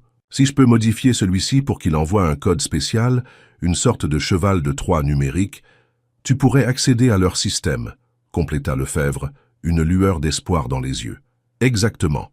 Mais pour cela, il faudrait que ce traceur modifié soit installé dans une voiture qui passerait suffisamment près de leur bureau pour établir une connexion directe. Leur réseau interne est probablement isolé d'Internet par mesure de sécurité. Lefebvre réfléchit un instant. Delancret organise une réception demain soir pour célébrer le lancement d'une nouvelle gamme de véhicules électriques. L'événement a lieu dans leurs locaux de la part d'Dieu. J'ai reçu une invitation, bien sûr, mais je n'avais pas prévu d'y aller. C'est l'occasion parfaite, s'enthousiasma Mathieu. Tu pourrais t'y rendre avec une voiture équipée de notre traceur modifié. Pendant que tu distrais l'assistance avec ta présence inattendue, le dispositif ferait son travail. C'est risqué, objecta Amélie. S'ils découvrent ce que nous faisons, toute opération d'infiltration comporte des risques, concéda Mathieu. Mais c'est notre meilleure chance d'obtenir des preuves concrètes contre Delancret. Lefebvre semblait peser le pour et le contre. D'accord, décida-t-il finalement. Mais je n'irai pas seul. Amélie m'accompagnera. Moi, s'exclama-t-elle, surprise. À une réception mondaine pleine de gens riches et importants? Pourquoi pas? Tu as prouvé ta valeur plus que quiconque ces derniers jours, et puis personne ne s'attendra à ce que j'amène une jeune assistante. Ce sera une distraction supplémentaire. Amélie n'était pas convaincue. L'idée de se retrouver dans un environnement aussi étranger à son monde habituel l'intimidait profondément. Mais l'excitation de participer activement à la résolution de cette énigme l'emportait sur ses craintes. D'accord, accepta-t-elle, mais je n'ai rien à me mettre pour ce genre d'événement. Lefebvre sourit. Je crois que parmi les vêtements que j'ai fait livrer à ton hôtel, il devrait y avoir une ou deux tenues de soirée. Mathieu les observait avec un amusement non dissimulé. Eh bien, voilà qui promet d'être intéressant. Pendant que vous jouerez les espions mondains, je préparerai notre petit cheval de Troie numérique. Revenez me voir demain matin et tout sera prêt. Alors qu'il se préparait à repartir, Mathieu prit Amélie à part. Cette histoire est plus dangereuse qu'elle n'en a l'air, jeune fille. Si Delancret est prêt à installer des dispositifs potentiellement létaux dans des véhicules, il ne reculera devant rien pour protéger ses secrets. Je sais, répondit-elle simplement. Mais pour la première fois de ma vie, j'ai l'impression de faire quelque chose qui compte vraiment. Sur le trajet du retour vers Lyon, Amélie resta silencieuse, contemplant le paysage qui défilait. Sa vie avait basculé en quelques jours à peine, l'entraînant dans une spirale d'événements qu'elle n'aurait jamais pu imaginer. De la rue au salon mondain, des moteurs défectueux à une conspiration internationale, le contraste était si vertigineux qu'il en devenait presque irréel. « À quoi penses-tu » demanda Lefebvre, brisant le silence qui s'était installé. « Je me demande pourquoi vous me faites confiance, » répondit-elle honnêtement. « Vous ne me connaissez pas, je pourrais être n'importe qui. » Lefebvre sourit légèrement. « J'ai toujours eu un bon instinct pour juger les gens. Et puis, quand on a passé autant d'années que moi dans les affaires, on développe un sixième sens pour repérer les talents exceptionnels. Tu as un don, Amélie. Pas seulement pour la mécanique, mais pour voir ce que les autres ne voient pas. » Il marqua une pause, puis ajouta « Et peut-être que je me reconnais un peu en toi. J'ai commencé avec rien, moi aussi. Pas dans la rue, certes, mais dans un petit village de la Drôme où personne ne croyait en mes rêves de grandeur. Si quelqu'un m'avait donné ma chance à l'époque, comme je le fais pour toi maintenant. » Cette confession inattendue toucha Amélie plus qu'elle, ne voulait l'admettre. François Lefebvre n'était peut-être pas le riche businessman froid et calculateur qu'elle avait imaginé au premier abord. Lorsqu'ils arrivèrent à Lyon, le soleil commençait à décliner, teintant la ville d'une lumière dorée. Lefebvre déposa Amélie devant l'hôtel Le Royal. « Repose-toi bien ce soir, lui conseilla-t-il. Demain, nous passons à l'offensive. » Amélie acquiesça et sortit de la voiture. Alors qu'elle s'apprêtait à refermer la portière, Lefebvre ajouta « Oh, et Amélie ? Vérifie dans ton armoire, je crois que la robe verte t'ira particulièrement bien pour demain soir. » Avec un sourire énigmatique, il démarra laissant Amélie seule sur le trottoir à la frontière de deux mondes qu'elle n'aurait jamais cru pouvoir concilier. Le lendemain matin, après une nuit traversée de rêves tumultueux où des voitures de luxe se transformaient en monstres mécaniques, la poursuivant dans les rues de Lyon, Amélie se réveilla avec une détermination renouvelée. Dans la salle de bain luxueuse de sa chambre d'hôtel, elle contempla son reflet dans le miroir, cherchant encore la fille des rues qu'elle avait été quelques jours plus tôt. Cette Amélie-là semblait s'effacer progressivement, remplacée par une jeune femme au regard plus assuré, prête à affronter l'inconnu. Conformément au plan établi, François Lefebvre vint la chercher à 10 heures. Il semblait reposé et déterminé, comme si la perspective d'affronter son rival lui avait redonné une énergie nouvelle. « Prête pour notre petite aventure d'espionnage ?» demanda-t-il avec un sourire qui ne masquait pas entièrement sa tension. « Aussi, prête qu'on peut l'être quand on s'apprête à infiltrer une soirée mondaine pour démasquer un complot industriel », répondit Amélie, tentant d'alléger l'atmosphère. Ils retournèrent chez Mathieu Beaulieu, qui les accueillit dans son laboratoire, où il avait passé la nuit à préparer leur opération. 3 écrans affichaient des lignes de code complexes, tandis qu'un 4e montrait un plan détaillé de l'immeuble Oxygène. « J'ai modifié notre petit mouchard », annonça-t-il en leur présentant le dispositif qui ressemblait en tout point à celui qu'ils avaient découvert dans les voitures. Une fois activé, il émettra un signal spécial qui devrait me permettre d'accéder brièvement à leur réseau. J'aurai besoin d'environ 10 minutes pour extraire les données pertinentes. Une fois la connexion établie. « Et comment saurai-je quand il faut l'activer ?» demanda Lefebvre. « Il s'activera automatiquement dès que vous serez à proximité de leur réseau. Votre seule mission est de vous garer aussi près que possible de l'entrée principale de l'immeuble. Et de rester sur place au moins 15 minutes. » Mathieu leur tendit un petit boîtier noir. « Ceci vous indiquera quand le transfert sera terminé. Une lumière verte s'allumera. » Il se tourna ensuite vers un ordinateur portable qu'il referma et tendit à Amélie. « Tu garderas ça avec toi. Il est programmé pour recevoir les données que j'extrairai du réseau de Delancret. Considère-le comme notre police d'assurance. » Amélie prit l'ordinateur avec précaution, consciente de l'importance de ce qu'il pourrait bientôt contenir. « Une dernière chose », ajouta Mathieu en les raccompagnant vers la sortie. « Si les choses tournent mal, si vous sentez le moindre danger, abandonnez tout et partez immédiatement. Aucune information ne vaut de risquer votre sécurité. » Sur le trajet, du retour vers Lyon, Lefebvre expliqua à Amélie comment se comporter lors de la soirée. La plupart des invités seront des clients fortunés, des représentants des constructeurs automobiles, quelques célébrités locales. Personne ne te connaît, alors reste simple. Tu es ma nouvelle consultante technique, une prodige que j'ai récemment recrutée. Et si on me pose des questions techniques, réponds honnêtement. Ton savoir est authentique, et personne ne s'attendra à ce qu'une jeune recrue connaisse tous les détails de notre industrie. Ils passèrent le reste de la journée à peaufiner leur stratégie. Lefebvre avait fait préparer une Ferrari 812 GTS, un choix audacieux et provocateur pour se rendre chez son principal concurrent. Le traceur modifié fut soigneusement dissimulé dans le système électronique de la voiture, indétectable, sans une inspection approfondie. À 18 heures, Amélie commença à se préparer dans sa chambre d'hôtel. Comme Lefebvre l'avait suggéré, elle trouva une robe de soirée verte émeraude, simple mais élégante, accompagnée d'escarpins assortis et d'une fine parure de bijoux en argent. Se voir ainsi vêtue était une expérience surréaliste, comme si elle enfilait la peau d'une autre personne, une version d'elle-même issue d'une réalité alternative où la rue et la faim n'avaient jamais fait partie de son quotidien. À 20 heures précises, Lefebvre frappa à sa porte. Il portait un smoking noir parfaitement ajusté qui accentuait sa silhouette athlétique.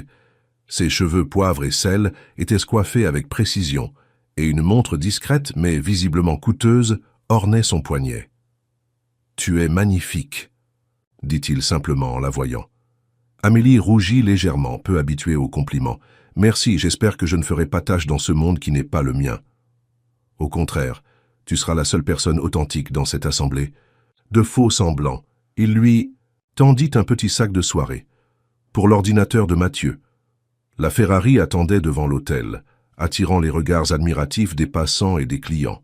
Amélie s'installa côté passager, appréciant le luxe de l'habitacle en cuir. « Fancy, prête ?» demanda Lefebvre en mettant le contact. « Prête » confirma-t-elle, même si son cœur battait à tout rompre. Le moteur V12 rugit puissamment, et la voiture s'élança dans les rues de Lyon, se dirigeant vers le quartier moderne de la Part-Dieu. L'immeuble Oxygène se dressait comme un phare urbain, ses façades de verre illuminées formant un contraste saisissant avec le ciel nocturne. Une file de voitures luxueuses attendait devant l'entrée, déversant leurs occupants élégamment, vêtus sur un tapis rouge improvisé. « Showtime !» murmura Lefebvre en s'engageant dans la file d'attente. Un voiturier s'approcha dès qu'ils s'immobilisèrent. Lefebvre lui remit les clés avec une recommandation spéciale. « Gardez-la près de l'entrée, je pourrais avoir besoin de partir rapidement. » Un billet discrètement glissé avec les clés assura que sa demande serait respectée. Alors qu'ils montèrent les marches menant à l'entrée, Amélie sentit tous les regards se tourner vers eux. La présence de François Lefebvre à un événement organisé par son rival créait déjà la sensation qu'ils espéraient.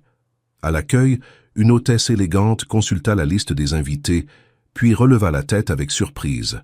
« Monsieur Lefebvre, nous ne vous attendions pas. »« Une invitation est une invitation, n'est-ce pas ?» répondit-il avec un sourire charmeur.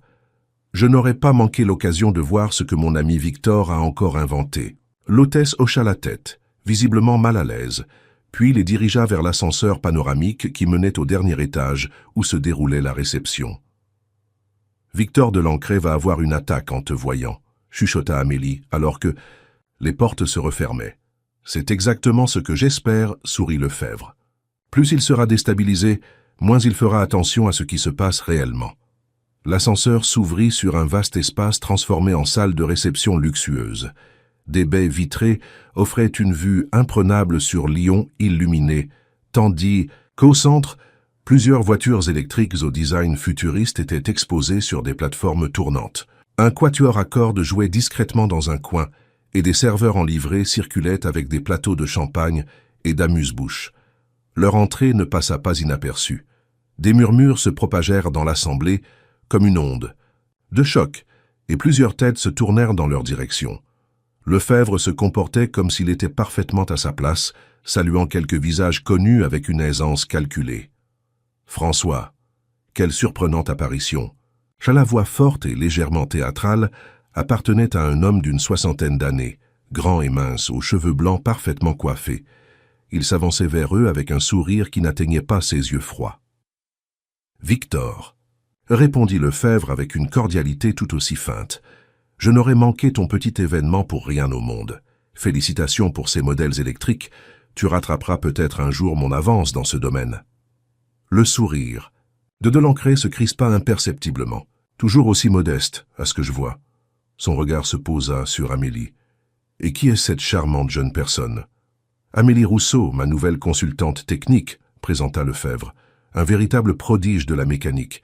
Amélie, voici Victor de Lancret, un collègue de longue date. »« Enchanté, monsieur de Lancret, » dit poliment Amélie, soutenant le regard inquisiteur de l'homme. « Consultante technique? Si jeune ? François aurait-il enfin compris qu'il faut savoir, se renouveler pour survivre dans notre industrie. » Le ton était badin, mais l'intention clairement condescendante. « Parfois, la fraîcheur du regard est plus précieuse que l'expérience, » répondit Amélie sans se démonter, « surtout quand certaines pratiques obsolètes persistent dans le milieu. » De Lancret plissa légèrement les yeux, comme s'il tentait de déterminer si cette remarque contenait un sous-entendu. « Eh bien, j'espère que vous apprécierez notre soirée, mademoiselle Rousseau. N'hésitez pas à examiner nos nouveaux modèles. Vous pourriez y apprendre quelque chose. » Il se tourna à nouveau vers Lefebvre. « Nous devons absolument discuter de ce projet de salon automobile à Genève, François. J'ai des idées qui pourraient t'intéresser. » « Bien sûr, » acquiesça Lefebvre. « Mais d'abord, laisse-moi admirer tes merveilles technologiques et saluer quelques connaissances. » Delancret s'inclina légèrement. Nous nous retrouverons plus tard alors. Profitez de la soirée. Alors qu'il s'éloignait pour accueillir d'autres invités, Lefebvre se pencha vers Amélie. Il est nerveux, il se demande pourquoi je suis vraiment là. Et ce Antoine Mercier, votre chef mécanicien suspect, est-il présent? Lefebvre balaya discrètement la salle du regard. Je ne le vois pas, mais gardons l'œil ouvert. Ils se mêlèrent aux invités. Lefebvre présentant Amélie comme sa protégée, une jeune prodige qu'il avait personnellement prise sous son aile. À sa grande surprise, Amélie se découvrit un talent inattendu pour la conversation mondaine. Son expertise technique authentique impressionnait les connaisseurs, tandis que sa fraîcheur et sa franchise désarmaient les plus sceptiques. Tout en socialisant, elle gardait un œil sur le petit boîtier que Lefebvre avait glissé dans la poche intérieure de sa veste, celui qui devait indiquer quand le transfert de données serait terminé. Jusqu'à présent, la lumière restait obstinément rouge. Après environ une demi-heure de ce manège, Amélie s'excusa pour se rendre aux toilettes, emportant son sac contenant l'ordinateur portable. C'était l'occasion de vérifier si Mathieu avait réussi à établir une connexion. Dans l'intimité d'une cabine, elle ouvrit l'appareil et constata qu'aucune donnée n'avait encore été reçue. Le plan fonctionnait-il? En sortant des toilettes, elle eut la surprise de tomber nez à nez avec Antoine Mercier, le chef mécanicien de Lefebvre. Il portait un costume visiblement inconfortable pour lui et semblait aussi surpris qu'elle de cette rencontre. « Vous » s'exclama-t-il, ses yeux s'étrécissant avec suspicion. « Que faites-vous ici? Je pourrais vous poser la même question, » répliqua Amélie, gardant son sang-froid. « Je ne savais pas que M. Lefebvre avait invité toute son équipe. » Antoine eut un rire sec. « Il ne m'a pas invité. J'ai reçu une invitation personnelle de M. Delancret. Il apprécie mon expertise, apparemment. » Cette confirmation des soupçons de Lefebvre était presque trop parfaite. Antoine travaillait bien avec l'ennemi. « Intéressant, » commenta Amélie. « Et depuis combien de temps cette appréciation dure-t-elle » Le visage d'Antoine se durcit. « Écoutez, petite, je ne sais pas ce que vous croyez savoir, ni pourquoi Lefebvre vous traite comme sa nouvelle coqueluche, mais vous jouez dans un monde qui vous dépasse. Mon conseil, restez à votre place. Ma place, et quelle est-elle selon vous? Certainement pas ici, parmi les professionnels. » Il s'approcha, menaçant. « Vous avez peut-être eu de la chance avec cette Maserati, mais ça ne fait pas de vous une experte. Vous n'êtes qu'une gamine des rues qui a eu un coup de chance. » Ces mots auraient pu blesser l'Amélie d'avant, mais la jeune femme qu'elle devenait se contenta de sourire. « Pourtant, c'est moi qui ai découvert les pièces contrefaites et les traceurs. Pas vous, le professionnel. » Antoine pâlit visiblement. « De quoi parlez-vous? Vous savez parfaitement de quoi je parle. La question est, êtes-vous simplement payé pour fermer les yeux ou participez-vous activement à l'installation de ces dispositifs ?» Avant qu'Antoine ne puisse répondre, une serveuse passa entre eux, brisant momentanément leur confrontation.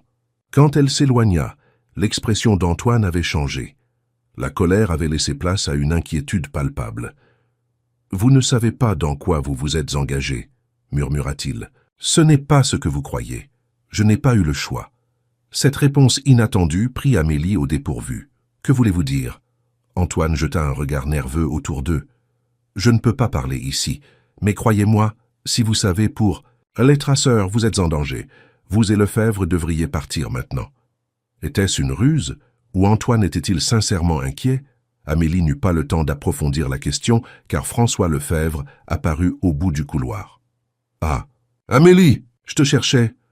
Son regard passa d'elle à Antoine et son expression se durcit. « Mercier, je ne m'attendais pas à te voir ici. »« Monsieur Lefebvre !»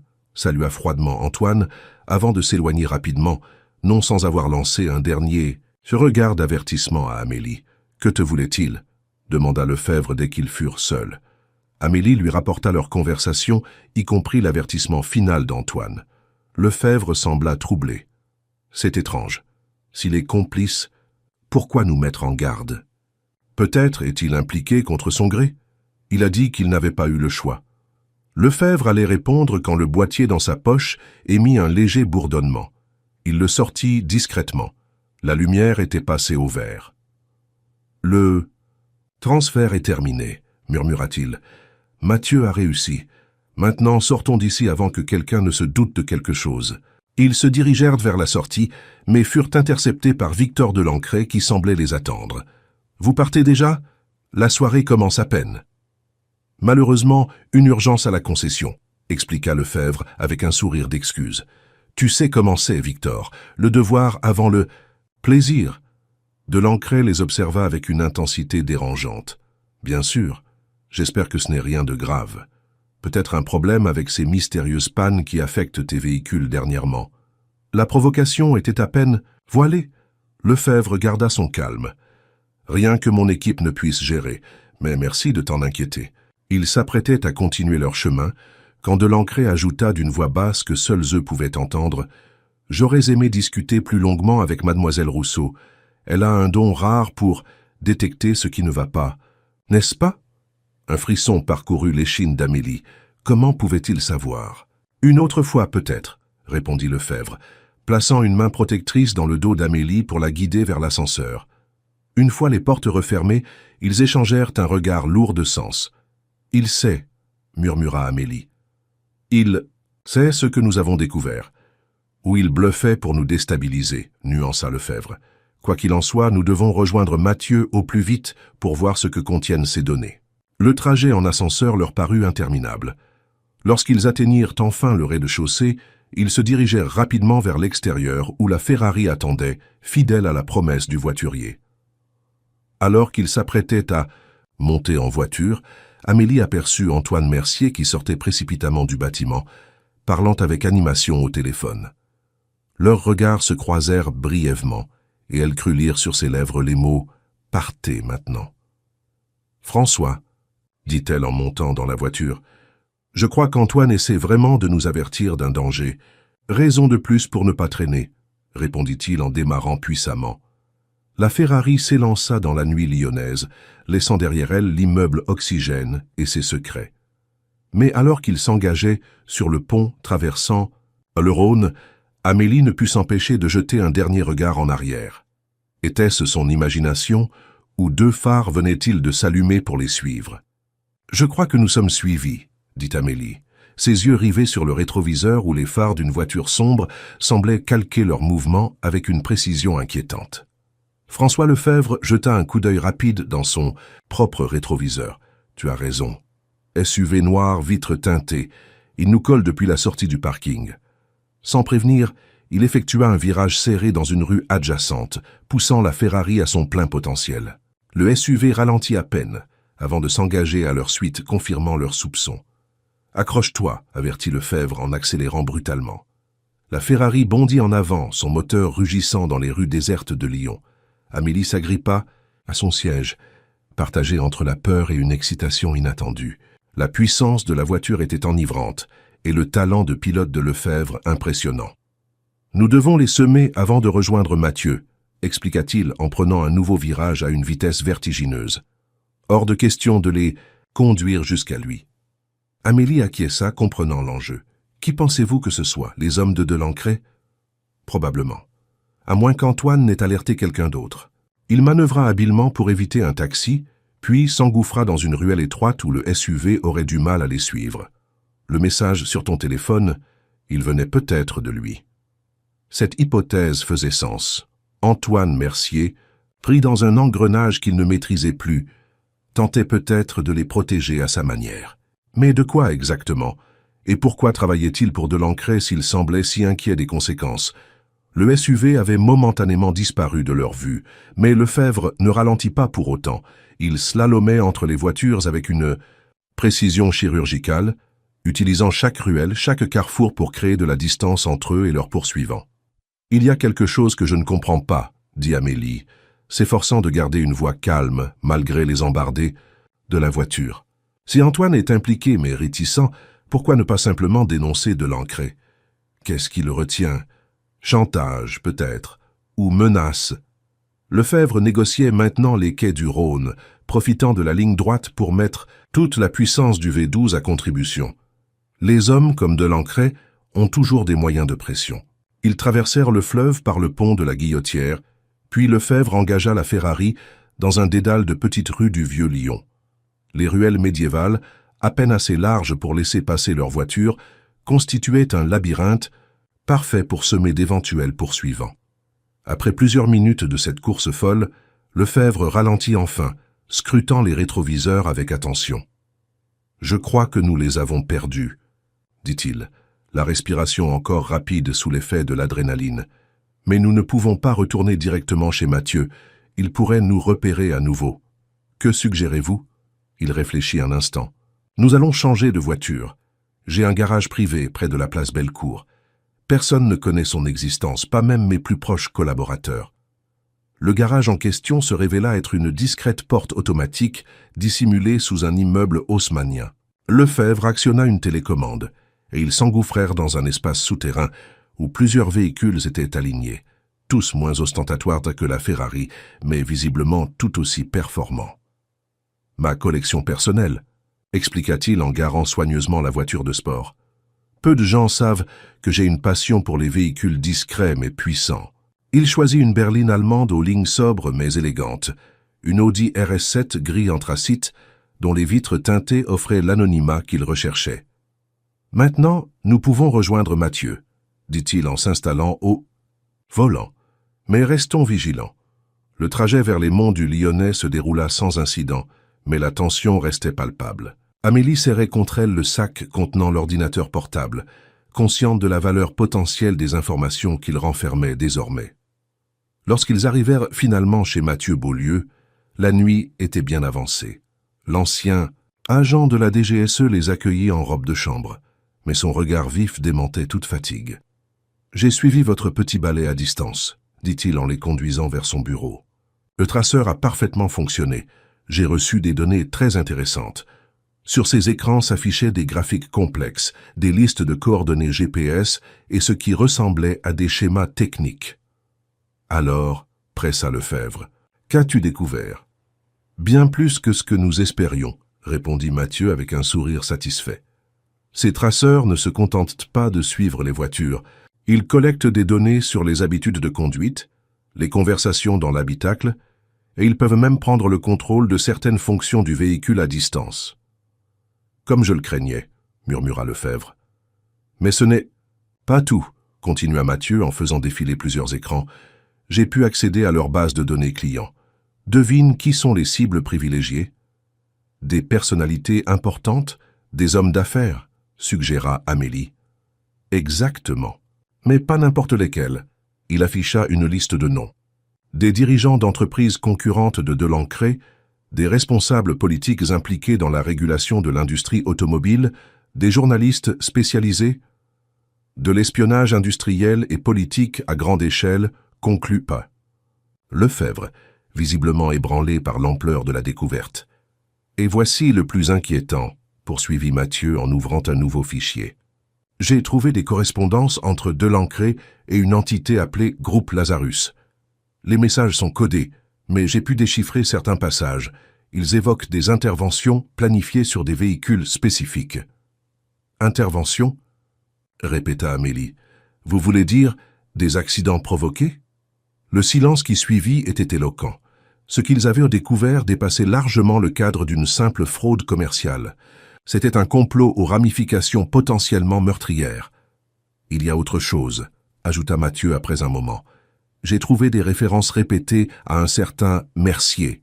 Apparemment, il fournit des informations internes sur les véhicules Lefebvre, mais les messages suggèrent qu'il est réticent, qu'il pose problème. « Antoine, » murmura Lefebvre, « il est impliqué mais contre son gré comme Amélie le soupçonnait. » L'un des messages mentionne une assurance qu'ils détiennent contre lui, quelque chose qui le force à coopérer. Amélie repensa à sa brève conversation avec Antoine, à son avertissement pressant. Il a dit qu'il n'avait pas eu le choix. Que croyez-vous qu'ils aient contre lui? Lefebvre secoua la tête. Je l'ignore. Antoine est un homme simple, passionné par son métier. Il a une fille unique qu'il élève seule depuis le décès de sa femme. Il s'interrompit brusquement, une lueur de compréhension traversant son regard. Sa fille, Mathilde. Elle souffre d'une maladie rare qui nécessite des traitements coûteux. Je lui ai accordé des avances sur salaire plusieurs fois, mais j'ignorais que la situation était si grave. Delancret finance peut-être ses soins. En échange de sa coopération, suggéra Amélie. Ou pire, il menace d'interrompre cette aide si Antoine ne collabore pas, compléta Mathieu. C'est un levier de pression imparable. Lefebvre semblait profondément affecté par cette révélation. J'aurais dû être plus attentif. Si j'avais su, vous ne pouviez pas deviner, le rassura Amélie. Et maintenant, que faisons-nous? Nous avons les preuves, mais elles ont été obtenues, disons de manière non conventionnelle. Les tribunaux n'accepteront jamais ces données comme preuves, confirma Mathieu, mais la police pourrait s'en servir pour ouvrir une enquête officielle, à condition que nous trouvions un moyen légal de justifier leurs soupçons. Un silence pensif s'installa tandis qu'ils réfléchissaient à leur prochaine action. Ce fut Amélie qui rompit finalement ce silence. « Et si nous utilisions leur propre méthode contre eux ?» proposa-t-elle. « Les traceurs peuvent prendre le contrôle des fonctions du véhicule à distance, n'est-ce pas? Que se passerait-il si l'un de ces dispositifs activait une fonction visible, comme les phares ou l'alarme, en plein jour devant témoins? Cela pourrait justifier une inspection qui révélerait naturellement le dispositif. » Mathieu la regarda avec un respect nouveau. « C'est brillant, simple mais efficace. Nous pourrions même faire en sorte que cela se produise lors d'un contrôle routier devant des policiers. Mais pour cela, il faudrait avoir accès au système de contrôle des traceurs, objecta Lefebvre. « J'y travaille déjà, » sourit Mathieu en se tournant vers ses écrans. « La connexion que nous avons établie m'a permis d'identifier leur protocole de communication. Avec un peu de temps, je devrais pouvoir pirater leur propre système. » Tandis que Mathieu s'affairait sur son clavier, Amélie s'approcha de Lefebvre qui s'était légèrement écarté, visiblement troublé. « Vous pensez à Antoine, n'est-ce pas ?» Il acquiesça. « Je me sens responsable. Il a travaillé pour moi pendant 15 ans et je n'ai pas su voir sa détresse. Maintenant, il est pris dans un engrenage dont il ne peut s'échapper. »« Nous pouvons encore l'aider, » affirma Amélie. « Une fois de l'encré exposé, Antoine sera libéré de son emprise. J'espère que tu as raison, mais j'aurais dû être plus présent, plus attentif aux besoins de mes employés. » Il la regarda avec une intensité nouvelle. « Tu m'as ouvert les yeux sur bien des choses, Amélie, pas seulement sur cette affaire, mais sur ma façon de diriger mon entreprise. » Cette confession inattendue la toucha profondément. François Lefebvre n'était pas l'homme d'affaires froid et calculateur qu'elle avait d'abord imaginé. Sous son vernis de réussite et de confiance se cachait une humanité réelle, une capacité à reconnaître ses erreurs. « J'ai quelque chose !» s'exclama soudain Mathieu, les ramenant à la réalité immédiate. « J'ai réussi à accéder à leur interface de contrôle. Je peux maintenant activer n'importe quel traceur à distance. » Il afficha une carte où des dizaines de points lumineux représentaient les véhicules équipés des dispositifs. « Il nous faut choisir une cible judicieuse. Idéalement une voiture qui serait facilement accessible aux autorités. » Ils étudièrent la carte ensemble, cherchant le candidat parfait pour leur plan. Soudain, Amélie pointa un point spécifique. « Celle-ci, elle est stationnée devant le commissariat central de Lyon. »« Parfait, » approuva Mathieu, « mais attendons le matin. Il nous faut un maximum de témoins et, idéalement, des journalistes à proximité. »« Le point presse hebdomadaire du préfet, » suggéra Lefebvre. « Il a lieu demain à 10 heures justement au commissariat central. Il y aura des caméras, des journalistes. »« Alors c'est décidé, » conclut Mathieu. « Demain à 10 heures précises, nous déclenchons l'alarme et les phares de cette voiture. Le chaos qui s'ensuivra devrait naturellement mener à une inspection approfondie du véhicule. » Un plan se dessinait, offrant enfin une issue à cette dangereuse affaire. Mais alors qu'ils finalisèrent les détails, le téléphone sécurisé d'Amélie vibra. Un message d'un numéro inconnu s'affichait sur l'écran. « Ils savent pour Mathieu. Quittez sa maison immédiatement. Rendez-vous au Café des Artistes, Croix-Rousse, demain 8 heures. Venez seul. A.M. » Antoine Mercier. L'avertissement était clair et urgent. « Nous devons partir, » dit-elle en montrant le message à Lefebvre et Mathieu. « Ils ont dû nous suivre malgré nos précautions. » Mathieu ne perdit pas une seconde. Il activa un système de sécurité sophistiqué, ferma ses ordinateurs portables qu'il glissa dans un sac, puis les conduisit vers une sortie dérobée à l'arrière de la propriété. « J'ai une planque en ville, dit-il, un appartement sous un nom d'emprunt. Nous y serons en sécurité pour la nuit. » Ils montèrent dans l'Audi de Lefebvre et s'éloignèrent rapidement, phare éteint, dans l'obscurité des collines. Amélie se retourna pour observer la maison qui disparaissait derrière eux, juste à temps pour apercevoir des phares qui s'allumaient à l'entrée de la propriété. « Ils sont là. murmura-t-elle. Lefebvre accéléra, s'enfonçant dans la nuit par des routes secondaires que Mathieu lui indiquait. L'ancien agent connaissait visiblement la région comme sa poche, les guidant par un dédale de chemins forestiers qui semblait invisible dans l'obscurité. « Comment ont-ils pu nous retrouver ?» demanda Amélie, tendue à l'extrême. « La Ferrari, » répondit Mathieu. « Elle devait avoir un traceur, elle aussi. Ils ont simplement suivi son signal jusqu'à mon domicile. » Cette explication logique ne faisait qu'accentuer le sentiment d'Amélie d'être prise dans une toile d'araignée dont les fils se resserraient inexorablement. Même en prenant toutes les précautions, ils semblaient toujours un pas derrière leurs adversaires. Après un trajet tendu d'1 heure, ponctué de détours et de changements de direction pour s'assurer qu'ils n'étaient pas suivis, ils arrivèrent finalement dans un quartier résidentiel anonyme de la banlieue lyonnaise. Mathieu les guida vers un immeuble sans caractère particulier, puis vers un appartement au 3e étage. L'intérieur était spartiate, mais fonctionnel, visiblement un lieu de repli plutôt qu'une résidence habituelle. Mathieu verrouilla soigneusement la porte, puis vérifia que les rideaux étaient bien tirés avant d'allumer la lumière. « Nous devrions être en sécurité ici pour la nuit, dit-il. Demain, nous mettrons notre plan à exécution, et avec un peu de chance, cette affaire sera bientôt entre les mains des autorités. » Malgré cette assurance, aucun d'eux ne semblait vraiment détendu. La menace invisible qui planait sur eux était trop réelle, trop proche. « Je devrais rencontrer Antoine comme il le demande, » dit Amélie après un moment de réflexion. « Il pourrait avoir des informations cruciales. »« C'est trop risqué, » objecta immédiatement Lefebvre. « Ça pourrait être un piège. »« Je ne crois pas. Il nous a déjà avertis 2 fois et il précise de venir seul. Il a probablement peur d'être vu avec vous. »« Justement, s'il a si peur, c'est que le danger est réel. » Amélie resta ferme. « C'est notre meilleure chance d'en savoir plus sur l'emprise que Delancret a sur lui, et peut-être de comprendre l'étendue complète du complot. » Lefebvre et Mathieu échangèrent un regard, visiblement réticents mais conscients de la logique de son argument. « Si tu y vas, » céda finalement Lefebvre, « ce sera avec des précautions extrêmes. Mathieu et moi serons à proximité, prêts à intervenir au moindre signe de danger. » Amélie acquiesça, reconnaissante de leur confiance, mais également déterminée à affronter cette rencontre avec courage. Quelque chose lui disait qu'Antoine Mercier détenait une pièce essentielle du puzzle, une information qui pourrait tout changer. Cette nuit-là, allongée sur le canapé convertible de l'appartement de secours, Amélie repensa au chemin parcouru depuis qu'elle avait posé les yeux sur cette Ferrari rouge dans la vitrine de Lefebvre Automobile. En quelques jours à peine, sa vie avait basculé, l'entraînant dans une aventure qu'elle n'aurait jamais pu imaginer. De simple observatrice, elle était devenue actrice principale d'un drame aux enjeux considérables.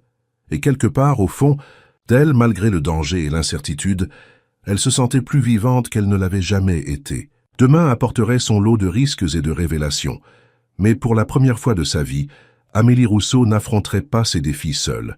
Elle avait trouvé des alliés, peut-être même des amis, qui croyaient en elle et en son talent unique. Avec cette pensée réconfortante, elle ferma les yeux, laissant le sommeil l'emporter vers des rêves où les moteurs chantaient des mélodies parfaites et où les routes s'ouvraient vers un horizon plein de promesses.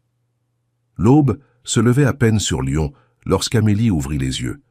Dans l'appartement de repli, Mathieu travaillait déjà sur ses ordinateurs, peaufinant leur plan pour activer à distance le traceur de la voiture garée devant le commissariat. François Lefebvre, quant à lui, semblait n'avoir pas dormi, son visage marqué par la fatigue et la tension. « Bien dormi ?» demanda-t-il en tendant à Amélie une tasse de café fumant. « Mieux que vous, apparemment, » répondit-elle avec un sourire compatissant. « Vous auriez dû vous reposer. » Trop de pensées. Il s'assit face à elle. « Je m'inquiète pour cette rencontre avec Antoine. Si c'est un piège. »« Je serai prudente, » promit Amélie, « et vous serez à proximité. Mais je dois y aller. Je sens qu'Antoine veut vraiment nous aider. » Lefebvre acquiesça à contre-cœur. « Tu as un instinct remarquable pour juger les gens. J'espère qu'il ne te trahira pas cette fois. » La matinée avançait rapidement. À 7h30, Amélie était prête à partir pour son rendez-vous à la Croix-Rousse. Elle avait troqué la robe élégante de la veille contre une tenue plus décontractée, mieux adaptée au quartier bohème où elle se rendait. Mathieu lui remit un petit dispositif de communication. « Une oreillette indétectable », expliqua-t-il. Nous entendrons tout, et tu pourras nous parler discrètement si nécessaire. Bon sang, je me croirais revenu 20 ans en arrière, en pleine mission de terrain. Le Café des Artistes se trouvait sur la place de la Croix-Rousse, un lieu animé même à cette heure matinale. Ces terrasses accueillaient déjà quelques habitués, sirotant leur café en lisant le journal. Amélie s'installa à une table en extérieur, commandant un chocolat chaud pour se donner contenance. De là, elle pouvait observer les alentours sans être trop visible. « Je suis en place », murmura-t-elle pour Lefebvre et Mathieu qui surveillaient. Depuis leur voiture, garée un peu plus loin. « Nous te voyons », confirma la voix de Lefebvre dans son oreille. Aucun signe d'Antoine pour l'instant. Les minutes s'écoulèrent avec une lenteur exaspérante. 8 heures passèrent, puis 8h15. Amélie commençait à craindre qu'Antoine ne vienne pas quand elle aperçut une silhouette familière qui approchait, scrutant nerveusement les alentours. « Il est là », chuchota-t-elle. « Il semble seul mais très nerveux. » Antoine Mercier s'assit face à elle sans préambule, son regard constamment en mouvement. « Merci d'être venu », dit-il à voix basse, « et merci d'être venu seul. » « Je ne suis pas vraiment seul, » admit Amélie préférant la franchise. Lefebvre et un ami sont à proximité. Antoine eut un sourire crispé. « Je m'en doutais. C'est mieux ainsi en fait. Ce que j'ai à vous dire les concerne aussi. » Il se pencha en avant. « Vous avez découvert les traceurs. Vous savez donc pour Delancret et son opération d'espionnage. Mais ce n'est que la partie émergée de l'iceberg. Que voulez-vous dire? Delancret n'est qu'un maillon dans une chaîne bien plus grande. Le groupe Lazarus, il l'appelle. Une organisation internationale qui s'intéresse aux données que ces traceurs récoltent. Déplacement de personnalités influentes, conversations privées, habitudes. Amélie sentit un frisson lui parcourir l'échine. Pour quel objectif? Chantage, manipulation, influence. Qui contrôle l'information contrôle le pouvoir. Antoine sortit discrètement un petit disque dur de sa poche. J'ai copié des fichiers depuis les serveurs de Delancret, des preuves de tout ce que je vous dis, et bien plus encore. La liste complète des véhicules équipés, les cibles prioritaires, les interventions planifiées. Pourquoi nous aider maintenant? Pourquoi pas avant? Demanda Amélie, tout en sachant que Lefebvre et Mathieu écoutaient attentivement. Le visage d'Antoine s'assombrit. Ma fille, Mathilde, elle souffre d'une maladie rare. Les traitements coûtent une fortune, bien au-delà de ce que je pouvais payer avec mon salaire. Delancret a proposé de financer intégralement ses soins en échange de ma coopération. Il vous a fait chanter. Au début, il ne s'agissait que d'informations sur les nouveaux modèles de Lefebvre, des détails techniques, des stratégies commerciales. Puis il m'a demandé d'installer les premières pièces contrefaites. Quand j'ai voulu refuser, il a menacé non seulement d'arrêter de payer les traitements de Mathilde, mais aussi de s'assurer qu'elle ne serait admise dans aucun hôpital de la région. Amélie pouvait sentir la douleur et la culpabilité dans chaque mot d'Antoine. Qu'est-ce qui a changé? Pourquoi nous aider maintenant au risque de tout perdre? Parce que ça a dépassé les limites. Antoine baissa encore la voix. Les interventions dont je parlais, ce sont des accidents provoqués à distance grâce aux traceurs. Ils peuvent désactiver les freins, couper la direction assistée, accélérer brutalement. 3 personnes ont déjà été grièvement blessées. Je ne peux plus être complice de ça, même pour ma fille. Dans l'oreillette, Amélie entendit Lefebvre jurer doucement. « Et maintenant ?» demanda-t-elle. « Que comptez-vous faire ?» J'ai arrangé la fuite de Mathilde vers la Suisse. Une clinique spécialisée à Genève a accepté de la prendre en charge, loin de l'influence de Delancret. Elle est partie hier soir avec ma sœur. Il poussa le disque dur vers Amélie. « Prenez ceci. Utilisez-le pour arrêter Delancret et ses complices. C'est ma façon de réparer une partie du mal que j'ai fait. » Amélie prit le disque dur, consciente de sa valeur inestimable. « Vous devriez venir avec nous. Vous témoignerez. Vous serez protégé. » Antoine secoua la tête avec un sourire triste. « C'est trop tard pour moi. J'ai fait des choses impardonnables, même si c'était pour sauver ma fille. Je vais... » Il s'interrompit brusquement, son regard fixé sur quelque chose derrière Amélie. Son visage se décomposa. « Ils sont là, » murmura-t-il. « Partez. Maintenant. » Amélie se retourna discrètement. 2 hommes à l'allure de garde du corps scrutaient la terrasse du café. Il ne les avait pas encore repérés, mais ce n'était qu'une question de secondes. Ils nous ont suivis, dit Antoine, sa voix à peine audible. J'espérais avoir brouillé les pistes. François, Mathieu, murmura Amélie dans son oreillette. Nous avons de la compagnie. 2 hommes à l'entrée du café. On arrive, répondit immédiatement Lefebvre. Essaie de gagner du temps. Mais, avant qu'ils ne puissent intervenir, l'un des hommes aperçut Antoine et donna un coup de coude à son collègue. Ils commencèrent à avancer vers leur table. « Allez-vous-en » insista Antoine en se levant. « Je vais les retenir. Prenez le disque et rejoignez Lefebvre. C'est notre seule chance d'arrêter tout ça. »« Je ne peux pas vous abandonner, » protesta Amélie. « Vous le devez. » Le regard d'Antoine était désormais résolu, presque serein. « J'ai fait mon choix. Pour Mathilde, pour tous ceux que j'ai mis en danger. C'est ma rédemption. » Sans attendre sa réponse, il se dirigea droit vers les 2 hommes, attirant délibérément leur attention. Amélie en profita pour se glisser dans la direction opposée, le cœur battant à tout rompre. Elle entendit des éclats de voix derrière elle, mais ne se retourna pas, concentrée sur sa fuite. Elle slaloma entre les tables, puis s'engouffra dans une des célèbres traboules de la Croix-Rousse, ces passages couverts qui traversent les immeubles, héritage des Canutes, les tisserands lyonnais. C'était son territoire, ces raccourcis labyrinthiques qu'elle connaissait par cœur après des années à errer dans le quartier. « Je suis dans les traboules », informa-t-elle Lefebvre et Mathieu. « Rendez-vous place des terreaux, devant la fontaine. » Bartholdi. Elle émergea quelques minutes plus tard sur la place des terreaux, haletante mais soulagée de voir l'Audi de Lefebvre qui l'attendait. Elle s'y engouffra rapidement. « Antoine » demanda immédiatement Lefebvre en démarrant. « Il s'est sacrifié pour nous faire gagner du temps. » Amélie montra le disque dur. « Mais il nous a donné ça, toutes les preuves dont nous avons besoin. » Contre de Lancret et ce mystérieux groupe Lazarus. Mathieu prit le disque avec précaution. S'il contient ce qu'Antoine prétend, c'est une mine d'or, mais nous devons agir vite. Dès que de Lancret comprendra ce qu'Antoine a fait, il tentera de détruire toutes les preuves restantes. Notre plan initial reste valable, décida Lefebvre. Nous déclenchons l'alarme de la voiture devant le commissariat à 10 heures pendant le point presse. Mais maintenant, nous avons bien plus à leur offrir. Ils se dirigèrent vers le centre-ville, Mathieu travaillant déjà sur son ordinateur portable pour explorer le contenu du disque dur. Son visage s'éclairait à mesure qu'il découvrait l'étendue des informations qu'Antoine avait réussi à extraire. « C'est incroyable, » murmura-t-il.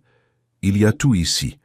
Les codes d'accès au système de contrôle des traceurs, les noms des membres, du groupe Lazarus, les transactions financières.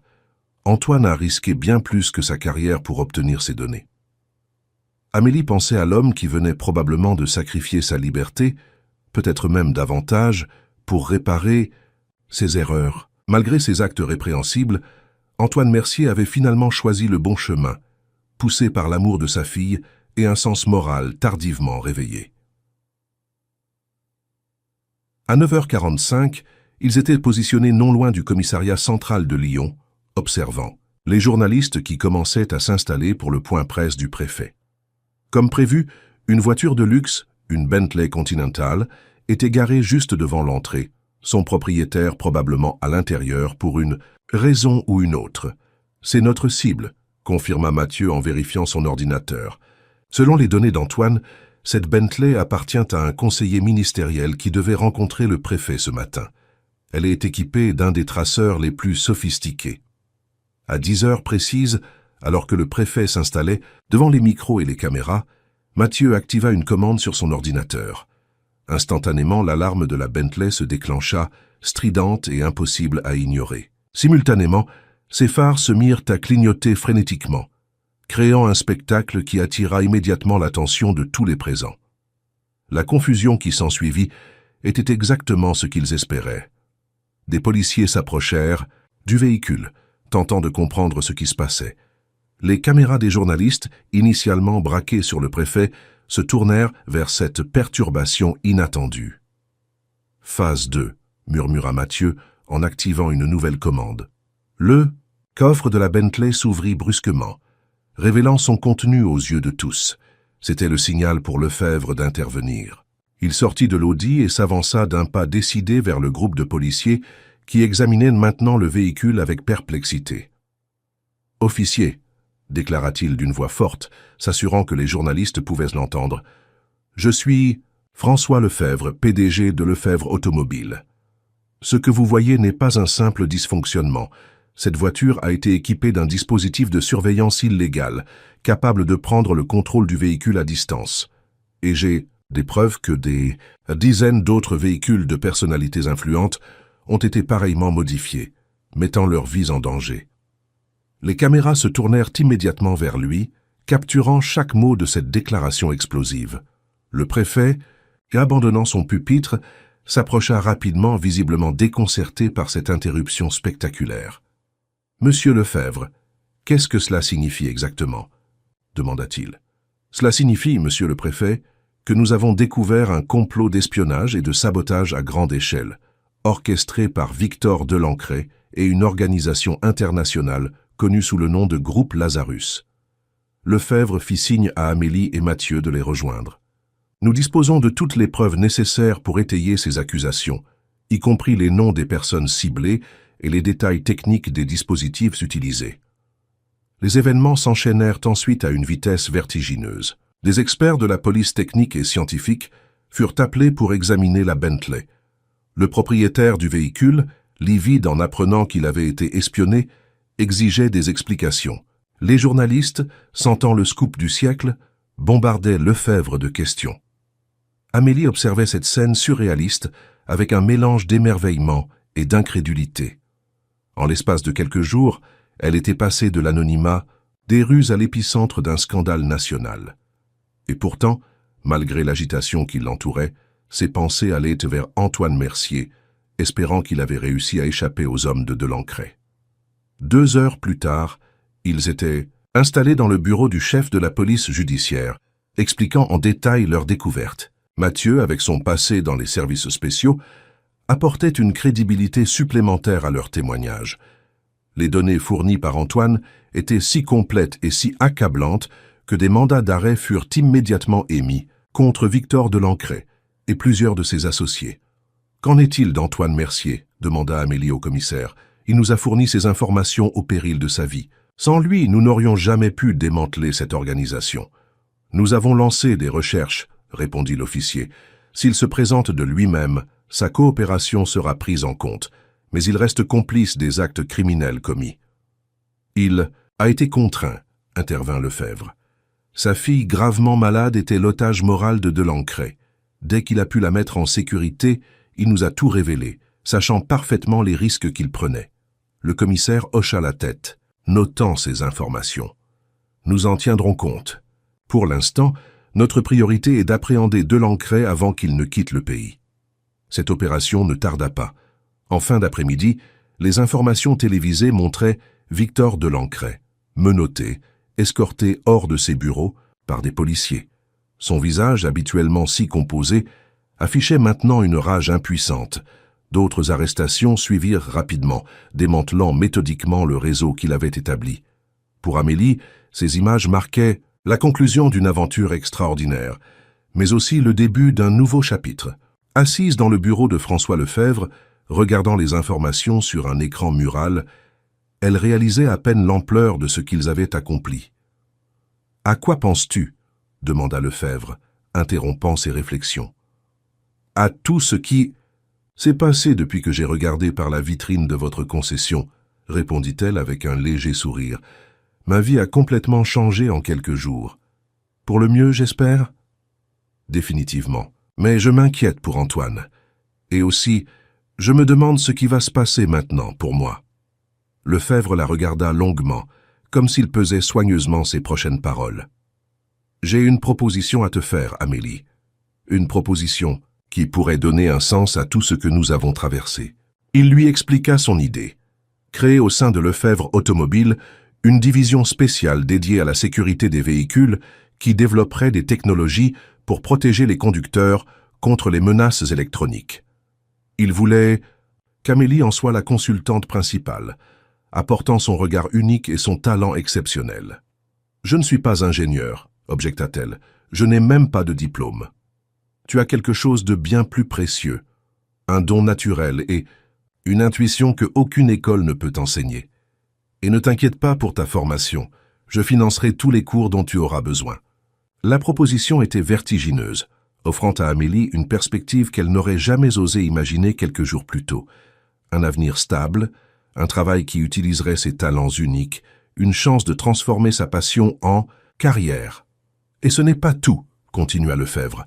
J'ai également l'intention de créer une fondation pour aider les jeunes des quartiers défavorisés à accéder à des formations techniques. Je voudrais que tu y participes, que tu partages ton expérience, que tu montres à ces jeunes qu'on peut réussir même quand on part de rien.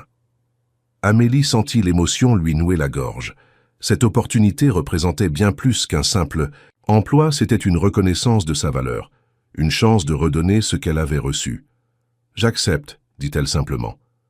Pour les 2 propositions. Lefebvre sourit, visiblement soulagé et heureux de sa réponse. « Parfait. Nous commencerons dès que cette affaire sera complètement résolue. » Comme pour répondre à cette pensée, le téléphone sonna. C'était le commissaire, avec des nouvelles d'Antoine Mercier. Il s'était présenté de lui-même au commissariat, prêt à assumer les conséquences de ses actes, mais déterminé à témoigner contre Delancret et le groupe Lazarus. Sa coopération sera prise en compte, assura le commissaire, et le juge sera informé des circonstances atténuantes. Sa fille est bien en sécurité en Suisse, nous l'avons confirmé. Cette nouvelle apporta un soulagement palpable. Antoine avait choisi la voie difficile mais honorable, cherchant la rédemption plutôt que la fuite. Le lendemain, alors que l'affaire faisait la une de tous les journaux, Amélie retourna pour la première fois dans les rues qui avaient été son foyer pendant si longtemps. Elle marchait d'un pas différent maintenant, la tête haute, consciente du chemin parcouru et de celui qui s'ouvrait devant elle. Sur le pont Bonaparte, elle s'arrêta pour contempler la Saône, qui coulait paisiblement.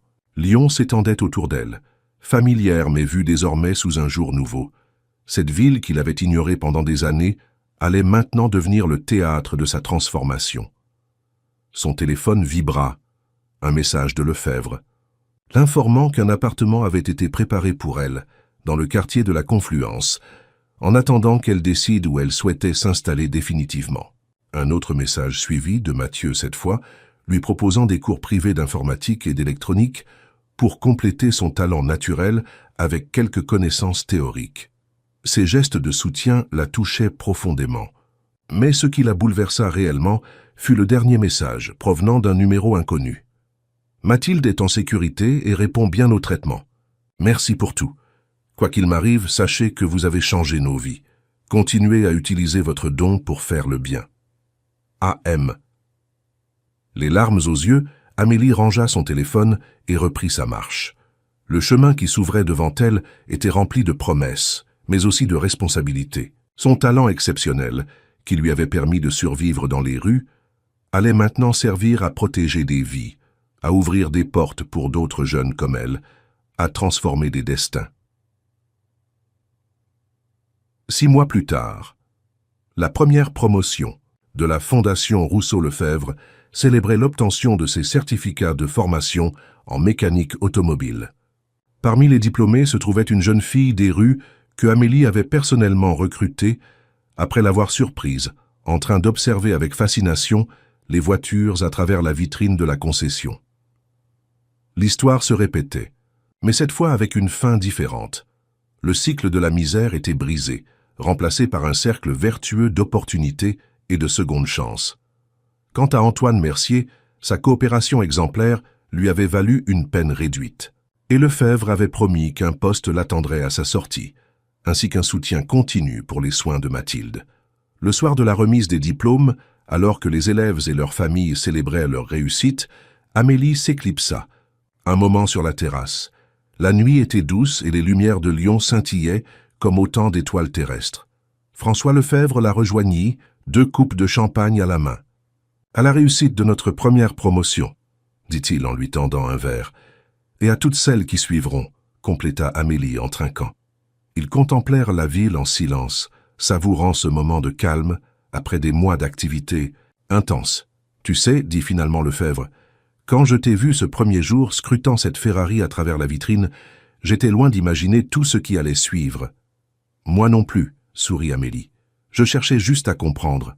Pourquoi tant de vos voitures tombaient en panne? Et tu as fini par démasquer un complot international. transformer mon entreprise et changer la vie de dizaines de jeunes. Avec votre aide, précisa-t-elle, je n'aurais rien pu faire seul. Lefebvre secoua la tête. Ne sous-estime jamais. Ton rôle, Amélie, tu as été le catalyseur de tout ce changement.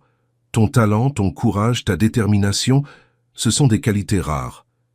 Ses compliments la touchaient toujours autant, même après ces mois de collaboration. Elle, qui avait passé tant d'années invisible aux yeux du monde, apprenait encore à accepter la reconnaissance de sa valeur.